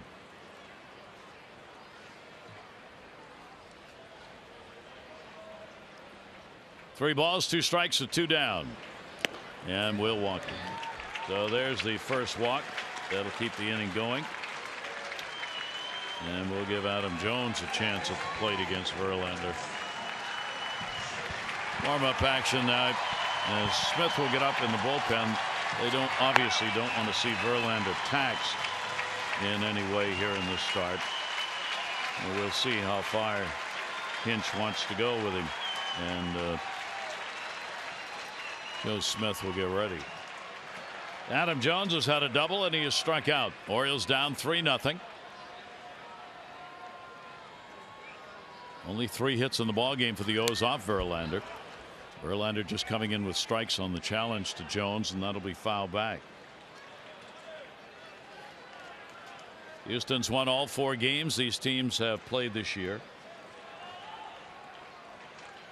Last time the Orioles didn't win a game against Houston was back in 2003 when they went 0-4 against the Astros. 0-1 delivery on the way, and inside corner.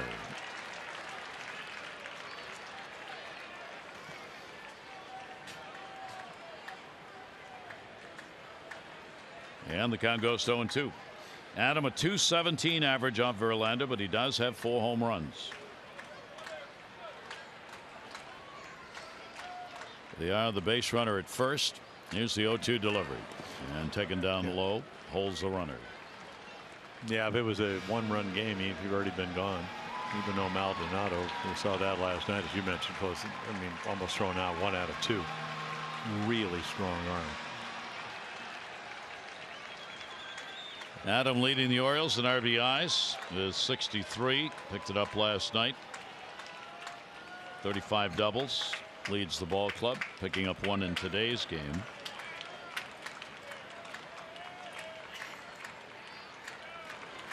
And a ground ball hard to third, knocked down Davis. He's got to go to first and will record the out. So Verlander works his way through it. No runs, 1 hit, no errors. A base runner left on, 3-0 lead. Verlander. Time, no delay. Better get going now. There's no more time to waste. More speed, less haste. 100 miles of running, never touch the brakes. See that counting, we come out and wait. Never late, 'cause it's time. It's time. Gotta move quick, gotta move faster. Wanna speed up, gotta move faster. Time is time. It has no master.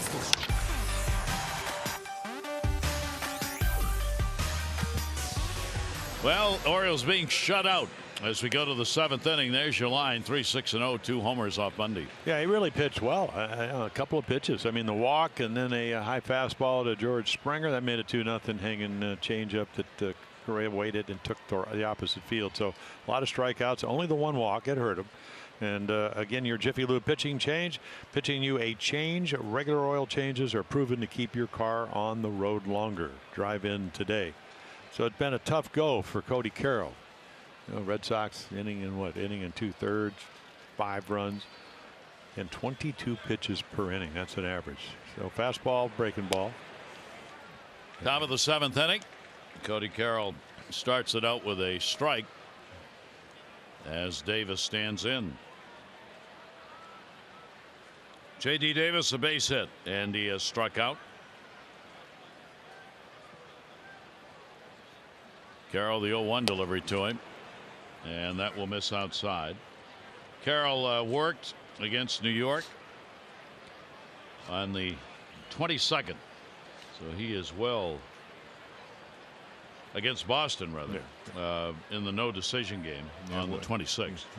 Yeah, but that was the 19-3 game, and 5 runs, 5 hits, an inning and 2/3 in that ball game. The doubleheader where each team blasted the other offensively. 2 ball, 1 strike count. Yeah, now the sun in his face. Just shining through the portal. Bottom 3rd of the order. 2-1 delivery on the way. Yeah, he usually sits somewhere between 95 and 97, and that's kind of what we're looking. The sun is setting, so it comes through right between the lower stands and the club level. Carroll making his first appearance against Houston. 2 ball, 2 strike count. Davis will go to right field and hauled in by Stewart for the out. Oriole fans, the day after the O's score 5 runs or more, get 50% off regular menu price online orders at papajohns.com with the promo code Orioles5. Enjoy the quality pizza you've come to expect from your locally owned and operated Papa John's.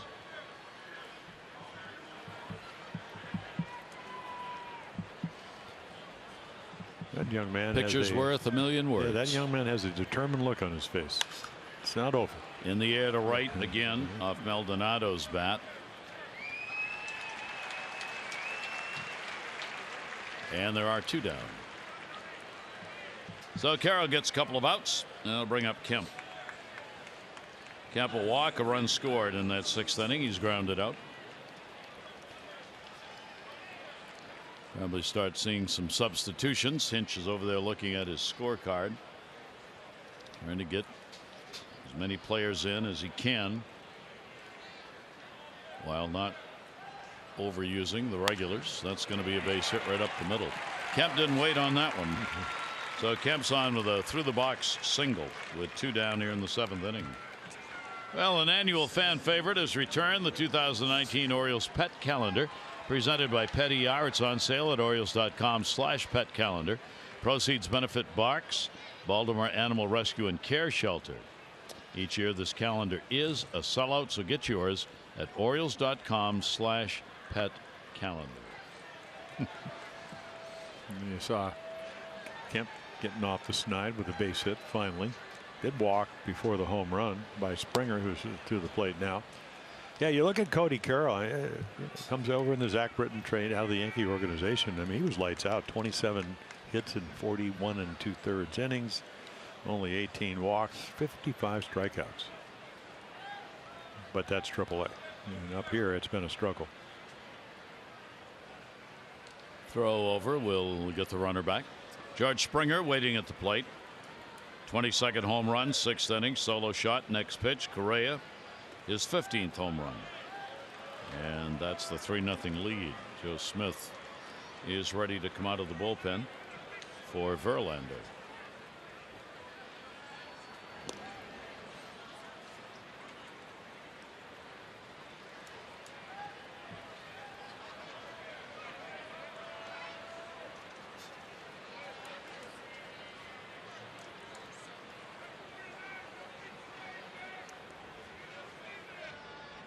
1-0, runner not going, and the pitch will miss outside to him.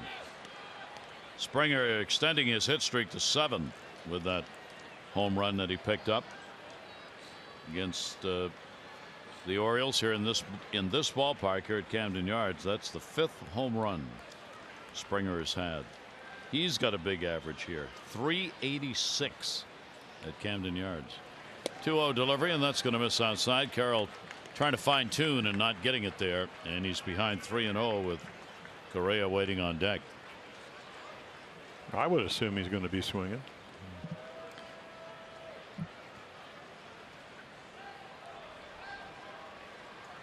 Hadn't thrown a breaking ball yet, so he'll look fastball. And he wanted to. So 2 on, 2 down here in the 7th for Houston. And Correa will stand in. 1 for 3 with a home run. 2 home runs on the year against the Orioles. And 5 runs batted in against the O's. Carlos Correa. Infield move around on him. They move the R shortstop side of the bag. The outfield straight up. Outside.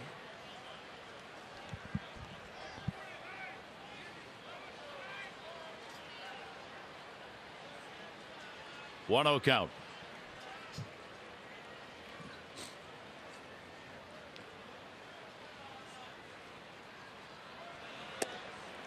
That'll be in there for a strike.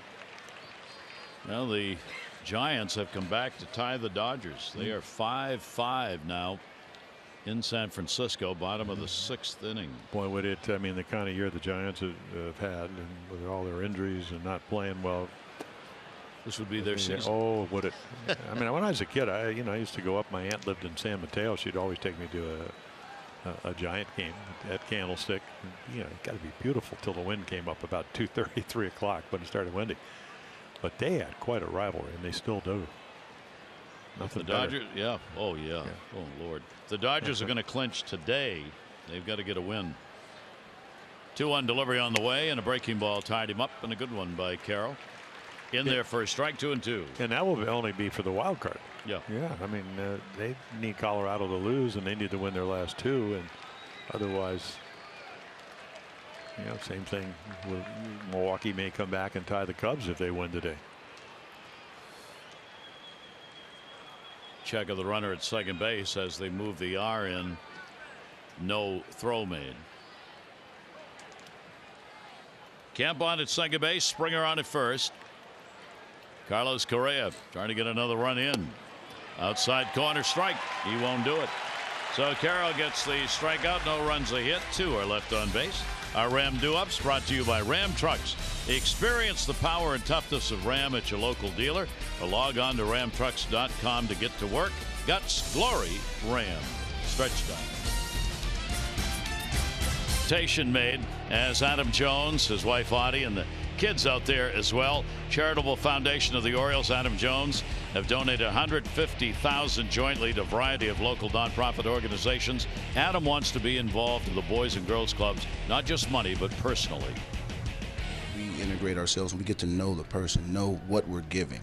And when you invest in the person also, then they get to understand, like, okay, somebody really has my back opposed to someone throwing me a Band-Aid. And that's why with the Boys and Girls Club, each one that we renovated, we made sure that the kids painted the buildings. And I talked to the fire chief coming down here today, and he was saying, I'm glad that you did that because these kids will appreciate it more.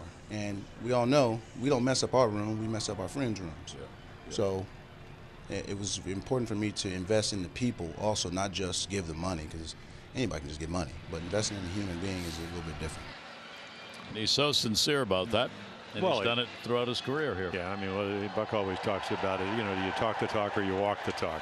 He kind of does both, doesn't he? Yeah, he does. Yeah, and that's why I hope he's back. I just hope they'll come up with a way to come back. You know, could reach an agreement. He could still play.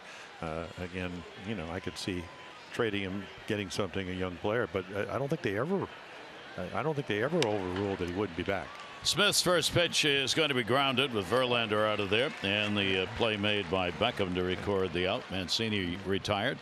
So Verlander done, and was Verlander? Well, I mean, he struck out 10 of the first 16 guys. You know, he kind of, you know, he got him to hit the ball in the 6th inning.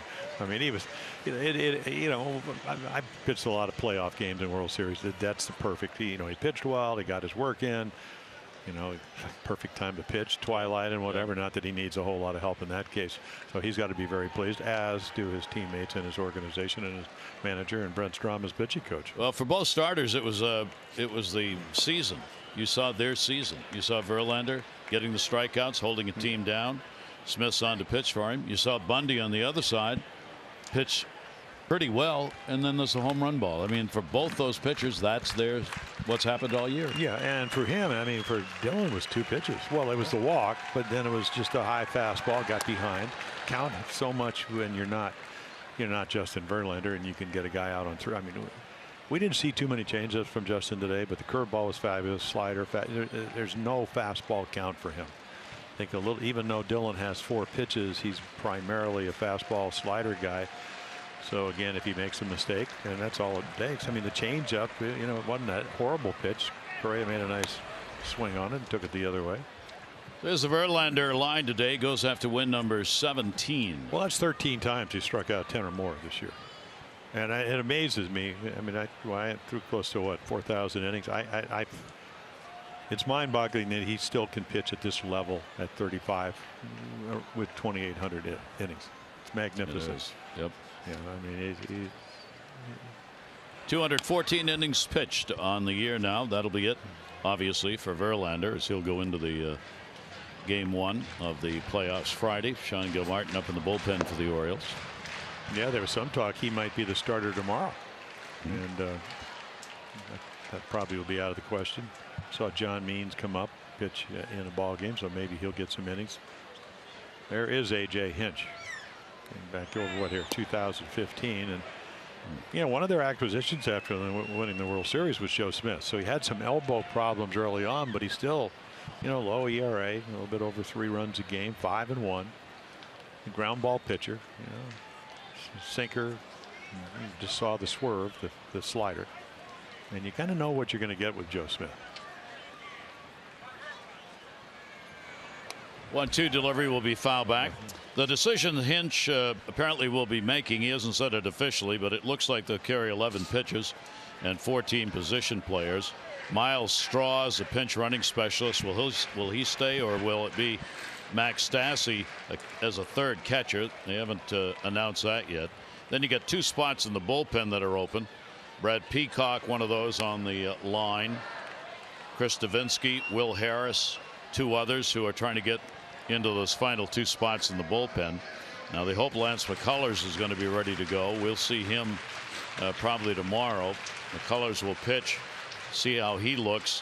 He's not going to be able to start. He hasn't been able to get the arm lengthened because of injuries. He'll have to work out of the bullpen if he's going to go. And then there's Josh James, a rookie speedballer who's done really well for them.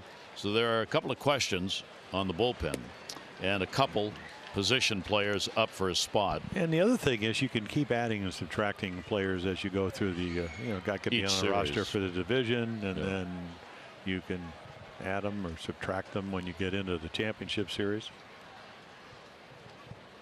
You 2 ball, 2 strike count here. You can't do it during the series. Beckham gets one down the line. That's going to fall in for a base hit.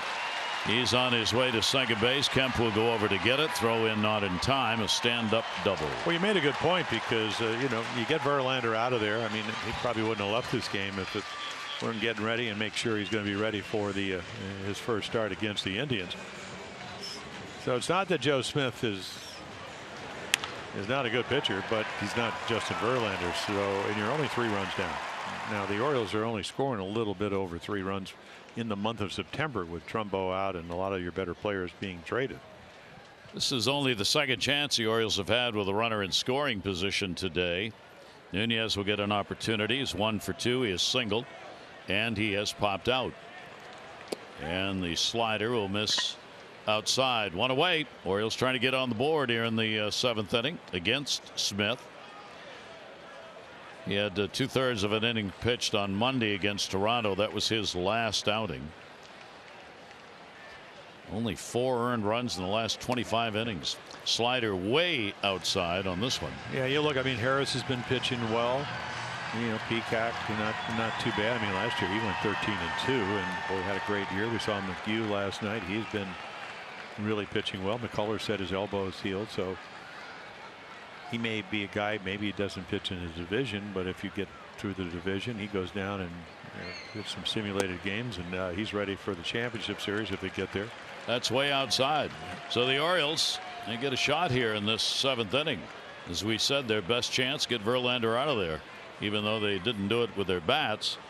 Just the fact he's come out of the ball game's opened the door a bit. And taken, and that's a walk on 4 straight. So the Orioles will bring the potential tying run to the plate here in the 7th inning. And that will be Stewart. And we'll get on the phone here to get the bullpen going again. Yeah, Brett Strom. You know, Smith's not a hard thrower. He's going to, you know, average fastball is 88 to 89, and he can sink it a little bit. Not happy with the walk of the 3-0 lead. As a veteran guy, that's the last thing you want to do. Didn't mean to, but did it. Saw Maldonado pull his info card out of his back pocket there. The Stewart coming up. First time they have seen Stewart, so. Well, it's probably a good matchup because he looks, the book on him, and maybe the really hard stuff has trouble with. And again, if you go back and look at the, you know, the home run off Estrada changeup, curveball off Robertson, a lot of the hits have come on breaking balls. DJ Stewart, runners on at first and second base, and 1 out. He is struck out, he is popped out, and he drills it way back right field. Check the card again. Goodbye, home run, tie game.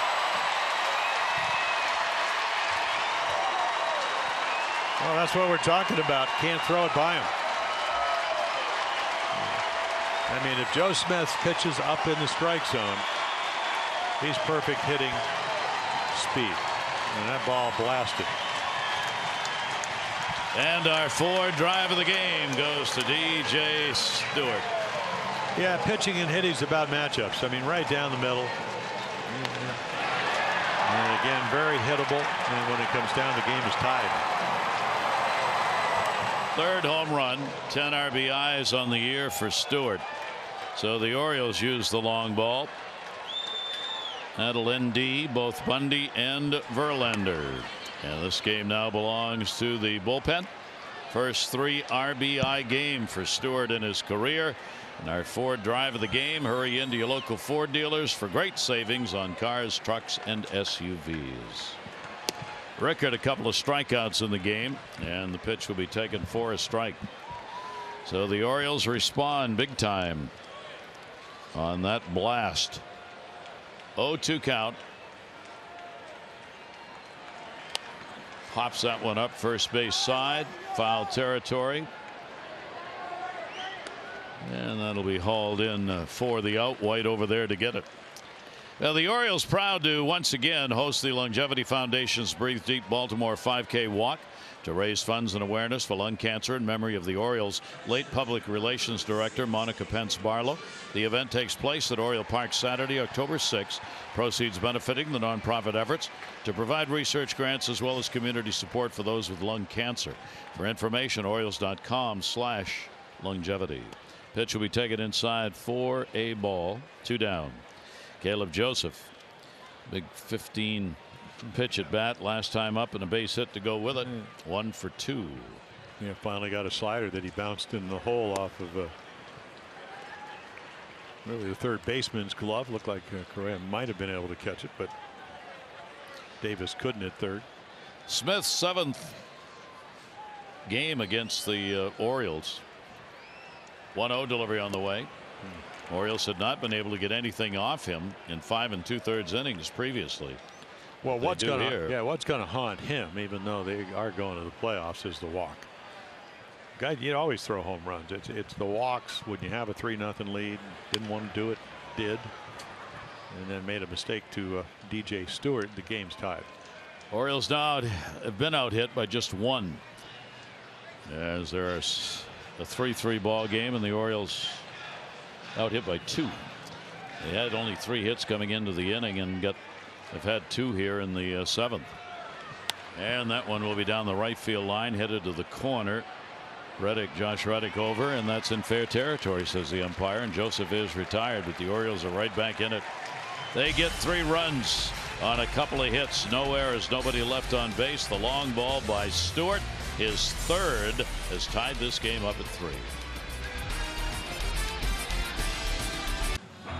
Now take a look right here, and again, I mean, nice play by Trey Mancini. You could see the sun early on. But Tony Kemp hits it. Looks like going to be a double. Nope. Able to, and then right here, how about that, Tyler White, little hit and run. Trey busy early on. Stewart ties it up by delivering the long ball to right, bringing the crowd to their feet, and we go to the 8th inning. Yeah, Sean Gilmartin, who's pitched well for the Orioles, and you know, pitched up in Boston, pitched in relief in a loss, but pitched 4 innings, only 1 hit, a walk and a couple of strikeouts. I mean, the last 11 2/3 innings, 1 run. So he's done a nice job. Gilmartin in a tie ball game. Breaking ball is going to miss. Reddick's already 3 for 3 in this ball game. He's had 3 singles. Gonzalez and then White will be due up. Top half of the 8th inning, game 1 of the doubleheader. Second game to start about a half hour after this first one ends. And we'll get to see Ramirez for the Orioles. Jeffrey Ramirez and Dallas Keuchel going for the Astros. Gilmartin's first appearance against Houston, and a little roller to second base. The R is right there over to Mancini. So that's how you get Josh Reddick out. The 2-seam fastball to a left-hander. You know, they're looking away, and Reddick can do it as well as anybody. He just rolls over. You just can't quite get to it. Of course, Sean, you know, he's got some experience, former #1 draft choice. So not a hard thrower, but he can get you out. He's got 3 pitches: fastball, slider, and change. That'll bring Marwin Gonzalez up. 270 off the lefties, 238 off the righties. Switch hitter. Gilmartin's pitch to him outside for a ball. He's gone 0 for 3. A couple of fly balls and a strikeout. Harris in the bullpen. It is a bullpen game now. Gonzalez 1 hit, 7 at bats. First 2 games of this series. 1-0 delivery on the way to him, and a breaking ball will be in there for a strike. Bottom of the zone, change up away. He'll throw that pitch. Did he count? The Astros coming away with a 2-1 win in the ball game last night. Decided late as this one's going to be. They got a run in the 8th inning last night, which would prove to be a winner on the couple of walks in the inning that really mattered, and then Gonzalez got the RBI base hit to bring one of those walks home. Gilmartin, 2 ball 1 strike count.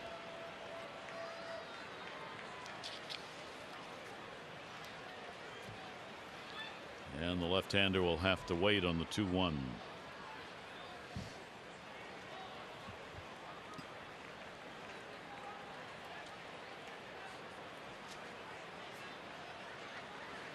And a roller down to third. This is going to be a tough play. Nunez long throw off the mark. Tag put on. No. Did not get him. And it will be an infield hit for Gonzalez, I believe. Yeah, you would think they'd score it that way. Tough play because you got to come a long way, but he makes a nice play. Backhand, short hop, and then the throw. Tried to get rid of it quickly. And again, you can. This is a good angle because Trey Mancini has to try to catch it. It's what, about 5 feet off the bag. Couldn't get back to put the tag on him as he went by. So Gonzalez on with a single with 1 away. And that will bring Tyler White to the plate. Hit number 8 for the Astros in the ball game. White 293 off left-handers. He goes down the line and fouled. Rashawn Gilmartin, now 28 years old. He came into the year with his major league service with the Mets. He had pitched in only 66 major league games, 2 of those as a starter, all of those with the Mets. #1 draft choice by the Braves. Got over $1 million a sign. 0-1 lash to center. Mullins will play it on a hop. Runners on at first and second now with 1 out. And Gaddis will be coming to the plate or due up. It's a whole new ball game with RBI Baseball 18. RBI Baseball 18 delivers an all new franchise mode and much more. RBI Baseball 18 available now. Learn more at RBI.com. Rated E for everyone. So Evan Stasty's going to hit. This is one of the players we were talking about earlier in the decision-making process of who's going to go to the postseason. Is Stasty going to be one of them? Well, McCann had the knee problems. Will be interesting to see if Brian plays at DH last night. We'll see if he'll catch the second game. You have to see actually if they're going to use him in that capacity. Yeah, Stasty, Max did a nice job early on. Played a lot the first 3 months of the year.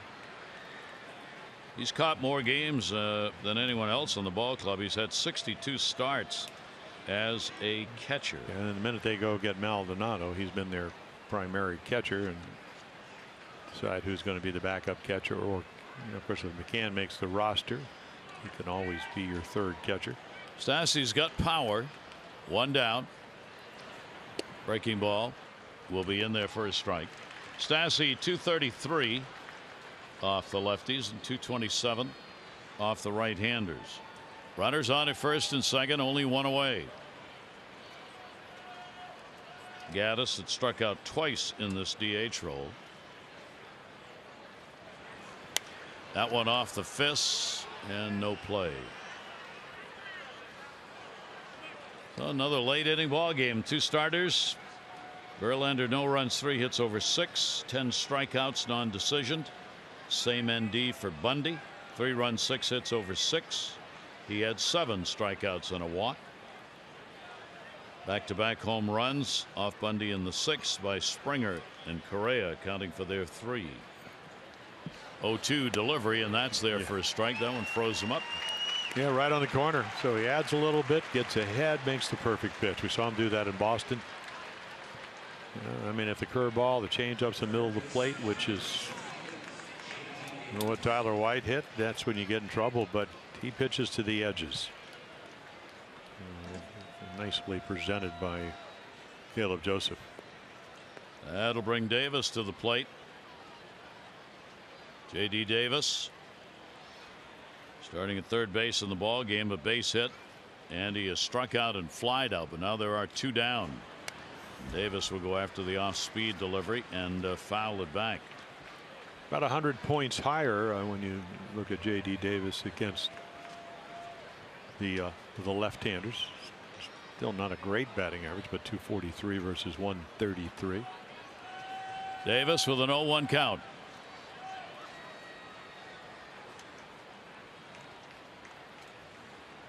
Runners get their leads, first and second, Gonzalez and White.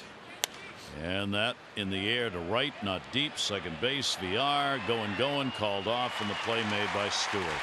No runs, 2 hits, no errors. 2 are left on base. Tie game to the bottom of the 8th.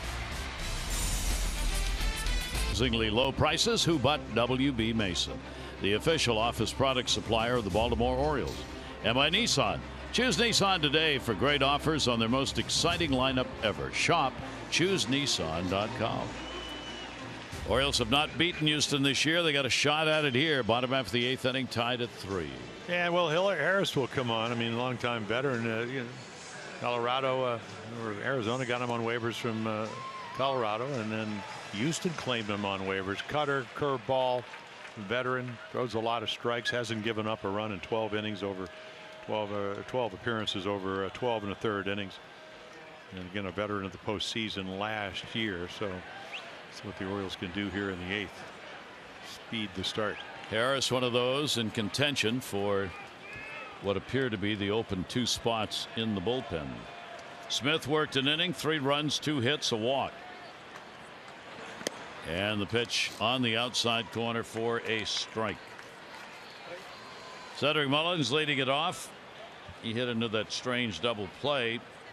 Ground ball, interference called on Caleb Joseph, the runner. Popped out, grounded out. 0-1 delivery on the way, and that'll be taken down low. So Harris at work. Try and hold the Orioles where they are here in the bottom of the 8th. The O's trying to get at least one up on the board and get the lead. They have not had it in this ball game. In at third, Davis. 1-1 delivery on the way. It'll be to right.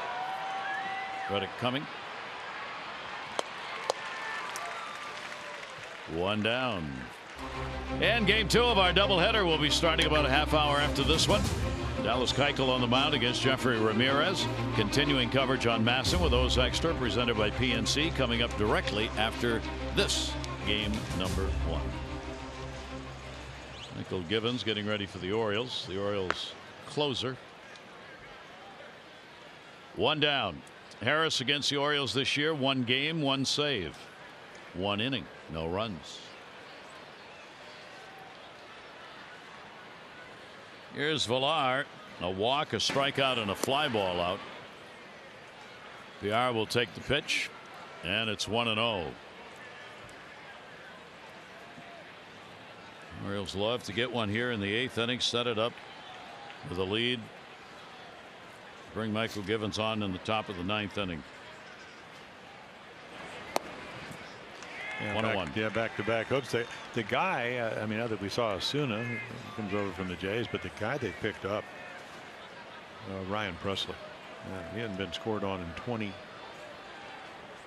games, 17 innings. Always a hard thrower, but a lot of curveballs, throwing him over. And in 76 games for him. Pitch will be a heater inside at 93. Yeah, that's that cutter, Gary. That's what Mullins kind of lofted to right field. Just just a little movement. And of course, 93, good velocity.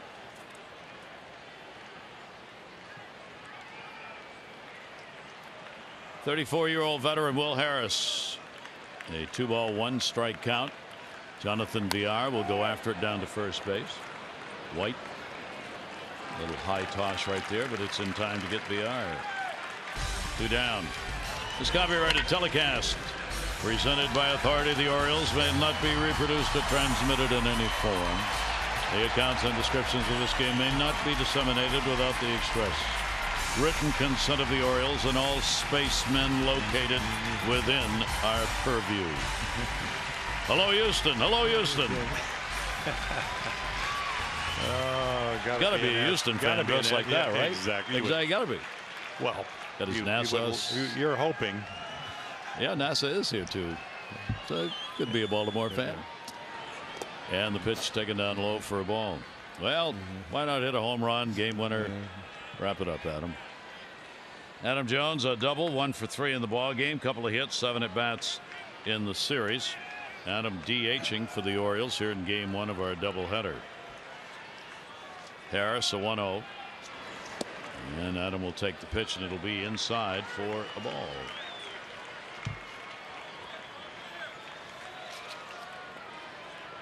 Adams 0 for 4 off Will Harris in his career. Yeah, 3 home runs in 60 games, so he's due. 2-0 delivery on the way, and that's a strike. Yeah, that's the cutter. That's anytime, any count. And then he's got the hook, and you just don't see a lot of curveballs. You know, McCullers last year, and what, the championship series, 24 in a row. It's one thing to have a good curveball, but I always found it kind of hard to throw over all the time. They don't seem to have a problem here in Houston. That'll go to short. Correa. Ooh. Had to use a cannon there. A couple of crow hop steps he really didn't want to make. 1-2-3 inning, 9th inning, tie game.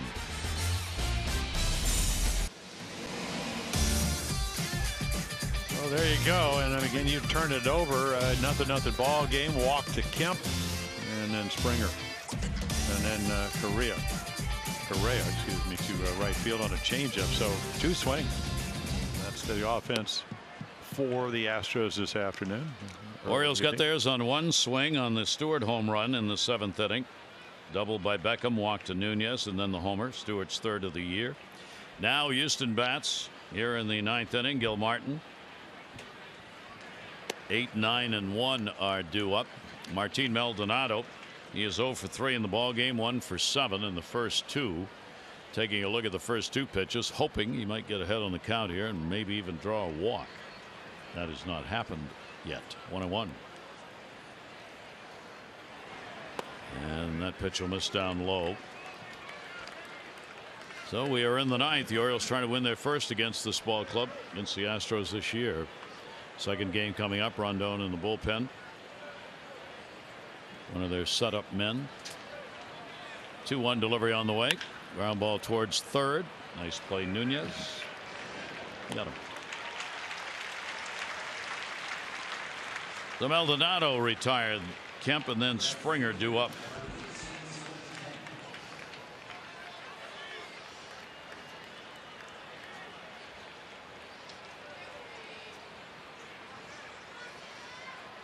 Kemp in the 9 spot, base hit, has drawn a walk and scored ahead of the home run picked up by Springer. And he's grounded out. Hard ground ball, robbed of a hit by Mancini in the 3rd inning. Big play. Could have been a leadoff double that inning, but Trey got it right on the line. Tony Kemp showing bunt, pulls the bat back. It's a strike. Yeah, you would think that he's going to try to do something to get on, and I know Gil Martin controls the running game pretty well, being a left-hander. You see where Nunez is playing the third, way in. Does not show bunt this time. Pitches away, 1-1. Gil Martin on in the last for the Orioles. Carroll worked an inning, a hit, a strikeout, and a walk. 1-1 delivery on the way, and a breaking ball is going to miss up high. For Kemp this year against the lefties, 275. All 6 of his home runs have come against right-handers. Ahead on the count here, 2-1. Nunez in at third still, 2-2. Yeah, it doesn't overswing a whole lot because of the stature and whatever. So you can see that left shoulder or that front shoulder, the right shoulder. It just kind of comes in, trying to make contact, put it in play, put the pressure on the defense. But as we mentioned, gets on 40% of the time when he's hitting 9th. Great on base percentage. 2-2 delivery, and up and in gets him, and Gil Martin's got a couple of strikeouts. Yeah, I think he's waiting for this slider to break, and it breaks late. Kind of up in the zone. You can see the glove, and I mean, just kind of pretty much ends up right down the middle of the plate, but he gets fooled. So good spin, even though it appeared to be a hanger. Must have had enough spin to miss the bat. So Gil Martin gets the first 2 here in the 9th inning. Now Springer, the home run, is 22nd, a walk. He's grounded out and flied out. 30 points higher against the left-handers for Springer this year, but only half the home runs. He's had 15 home runs off the righties and 7 off the lefties. Getting the home run off Dylan Bundy in the 6th inning today. 0-1 count with 2 down. And that'll bounce. Yeah, the big difference in it is that he's gotten up against the righties 230 some times more. So still dangerous because of his approach at the plate. Saw that off the home run off of Dylan Bundy.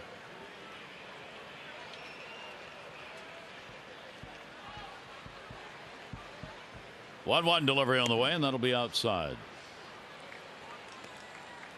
So Gil Martin with a 2-ball 1-strike count. Well, let's Orioles see if trying to keep it tied to the bottom of the 9th. Yeah, we'll see if he looks for something soft off speed here. Yeah, certainly have that luxury. Had the count, 2-1 count if you're George Springer. And the 2-1 delivery, he kept it down and away, and down to his knees he goes. And I think he was looking for it, but it was the perfect changeup.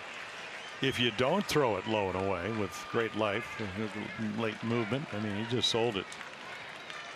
Look at where, I mean, great. I mean, just actually off the corner just a little bit, so he was looking to drive it. Gil Martin at 2-2. And he'll take the count full. Longest outing Gil Martin this year. He had 4. That was at Boston. Good innings. Scoreless. So he can give you some length out of the bullpen or be used as a starter. Yeah, well, he did an interview yesterday. He said, I would just like to get an opportunity to do either. 3-2, 2 down. Springer with a flip of the bat after he fouls that one off. He's trying to drive one. 5 home runs here in this ballpark in his career. Second time on the 3-ball 2-strike count. Arjun McDowell going through the signs with Caleb Joseph. 3-2 delivery on the way again, and again just fought it off. I'm not sure if it's a little cutter. Yeah, just a little movement, and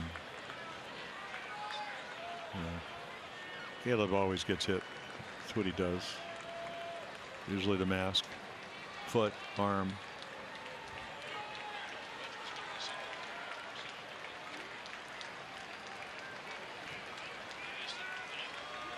Three-two delivery on the way, and he walked in.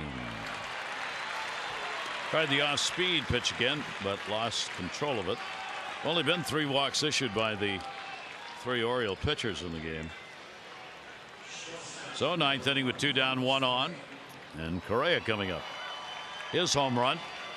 6th inning, number 15, 1 for 4. Ryan Meisinger in the pen. Correa's got a better average off the lefties, 278. 223 off righties. Again, though, only 1 home run off a left-hander and 14 off a righty. And Gil Martin away for a ball. Yeah, for Sean McGill-Martin, it's all about where the ball ends up. Location's so important. He's not going to overpower anybody. We've seen, 88. Astros have left 7 on base in the ball game. Orioles have left only 3. Breaking ball, low. Yeah.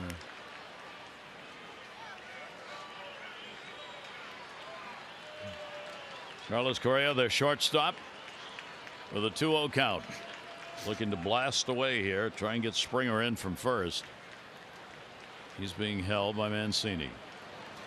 2-0 delivery. He wanted to blast, but the pitch was not a pitch blastable. No, it was a changeup going away, and well intentioned. First round, first pick, 2012. Took less money so they could sign McCullers. You don't see too many players doing that. No. Yeah, he could perceive the future. 2-1 delivery on the way. So a 3-ball 1-strike count. Yeah, I mean, he's throwing a lot of pitches to get to Reddick, who's waiting on deck. We got out. Got him to roll over on a 2-seamer. It's almost like the Springer, that big swing kind of got him a little jumpy. Once again, can't give in to Carlos here. 3-1 delivery on the way, and that's going to go to the gap, right center field. Can you cut it off is the question. It's going to go all the way to the wall. Here comes Springer. They're going to wave him on home.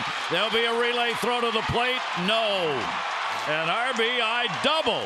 Carlos Correa, and the Astros are on top again, 4-3. Well, you got to like that approach. Talked about not giving in. Well, he throws him a changeup, but the count and the fact that the execution of the pitch, check her out. This is similar to the home run. I mean, it's not a horrible pitch. It's what are you looking for? Home run was on a changeup off of Bundy, and the gapper. 2 outs. You're going on contact. And Gary Pettis is going to send them all the way in. The Astros take a 4-3 lead. 64th and 5th RBIs in this ball game for Correa. And a check swing foul ball by Josh Reddick, who is 3 for 4 with singles. So Correa gives him a lead with 2 down. Big 2-out RBI. Yeah. Well, you saw Springer looking at Correa. I mean, because if you go back and look at some of the highlights of the the division, they beat the Red Sox 3-1. They come from behind to beat the Yankees. Winning 4-3, home field advantage, playing used. Had to go back to win the last 2. The Dodger World Series in 7 games, all kinds of games. hitting contest, what, 12 to 11 or 13 to 12, whatever it was. But the jubilation, first time you're ever on a world championship team for a lot of these players. In the air and foul again. Nothing like it to win the big prize, and that's what they were able to do last year.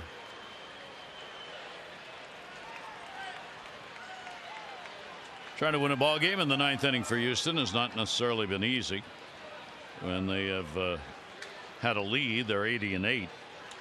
When they've tied, you start going on the underside of that. After 8 innings, they are 5-8. Well, that's why they went out and got Osuna. 80-8 is not a good record when you go into the 9th with a lead. And they've come back in the 9th inning, and only 5 after the 9th inning, and only 5 games to win when they've trailed. Pitch will be taken away. So 1 ball, 2 strike count. Reddick with a runner at second base. Obviously a very big run here going into the bottom of the 9th inning. The Orioles, Mancini, Beckham, and Nunez will be due up. Much rather be trying to get it on a 1-run differential than a 2. 1-2 delivery on the way by Gil Martin will be chopped at to first. Mancini will play a 2. Gil Martin on the coverage gets there in time for the out. But a run in on 1 hit, a big walk. Springer got the walk. Springer scored the run. Bottom of the 9th. With nothing to hide, that's transparency. And by American Standard, find your local independent American Standard heating and air dealer at MidAtlanticComfort.com. Well, is it going to happen to the Orioles again? 8th inning ball game last night. Houston scored, won by 1. 9th inning tonight, they get a lead of 1. Yeah, they went out and got Hector Rondon. We already saw Joe Smith. They went and got Garrett Cole. We saw him last night. You know, hard thrower, fastball anywhere 95, 97, hard slider, got a changeup, throws every once in a while. And then when you talk about the fact they come in with what, 54 wins on the road, scoreless in 29 of the 31 road games, and again 2 earned runs in 31 appearances on the road this year. He's appeared in 1 game against the Orioles in Houston. No decision in that one. He pitched a scoreless inning. So the Orioles down by 1, bottom of the 9th inning. Trey Mancini 0 for 3, couple of strikeouts and a ground ball out. He's gone 0 for 7. First 2 games of the series so far. So back to 2 sliders in a row. You miss, you get to sit on the fastball. We'll see if he's able to throw another breaking ball, because you still got to throw with a 1-run lead. The toughest type of save, you got to throw a strike here. And a base hit to right, so the Orioles get what they need.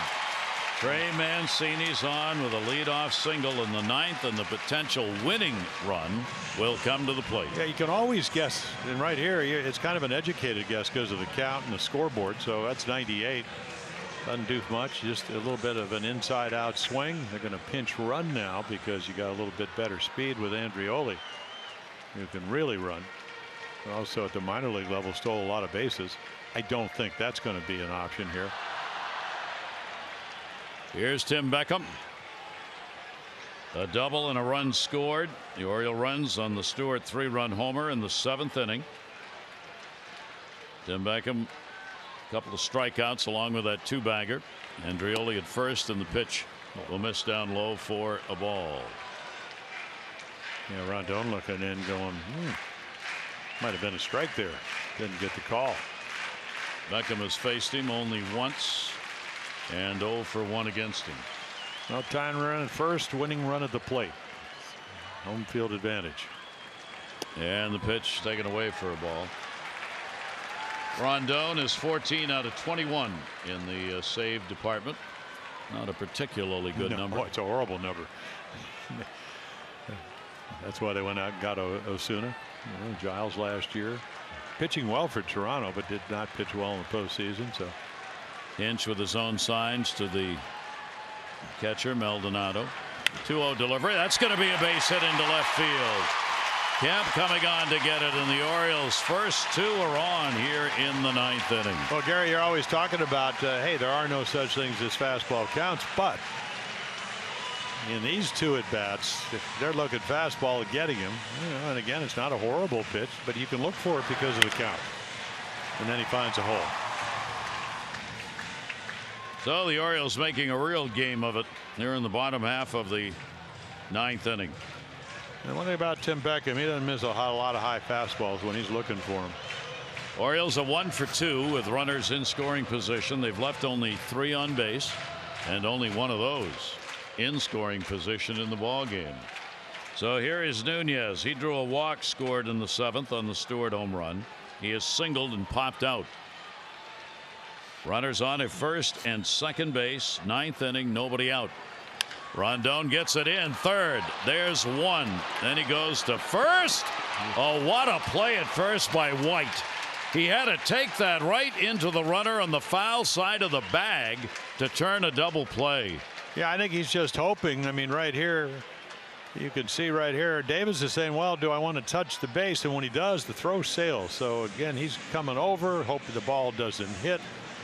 Nunez, you can see him ducking a little bit. If he doesn't duck, the ball probably hits him. And I'm not saying it's not going to hurt him. I mean, he's probably worried about getting hit in the head. Orioles a video looking, holding the game up, and there'll be no challenge. As you saw, White did keep his foot on the bag. Davis took a look at second base, which also delayed that throw just a fraction of a second. Yeah, I was thinking he was going to try for a triple play, to be quite honest. Too. Yeah, that's my first thought. He looked and then decided, no, I got to go to first. Big play.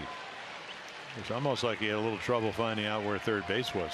It did the Texas two-step.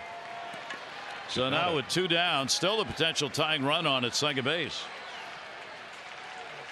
And DJ Stewart gets another chance inside for a ball. Rondon backing him off the home run that tied the ball game. 7th inning. Now he's got an opportunity to tie the ball game up again. Well, got a hit last night, a little jam shot into center field, then the 3-run home run today. 1-0 delivery, lifted foul. I think that was a changeup. Yeah, you does not get denied. Well, take a look right here. Will Smith up in the middle of the plate, not where he wanted to go. Stewart makes him pay, ties the game up. Harris on the winning side as a pitcher right now. Gilbarton the loser, but this thing not over. 1 ball, 1 strike delivery on the way, and jammed him upstairs at 97. Well, that's the perfect pitch, perfect location. If you're ever going to find out whether the guy has a quick bat, you have to hit that ball so far out in front. It's almost an impossible pitch to hit when you locate it at 97. You can add 5 miles per hour to that pitch, so that's about 102 mile-per-hour fastball, perfectly thrown up and in.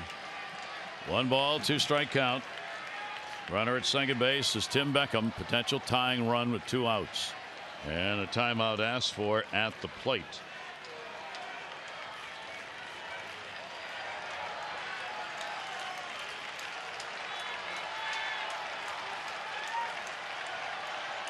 One and 2.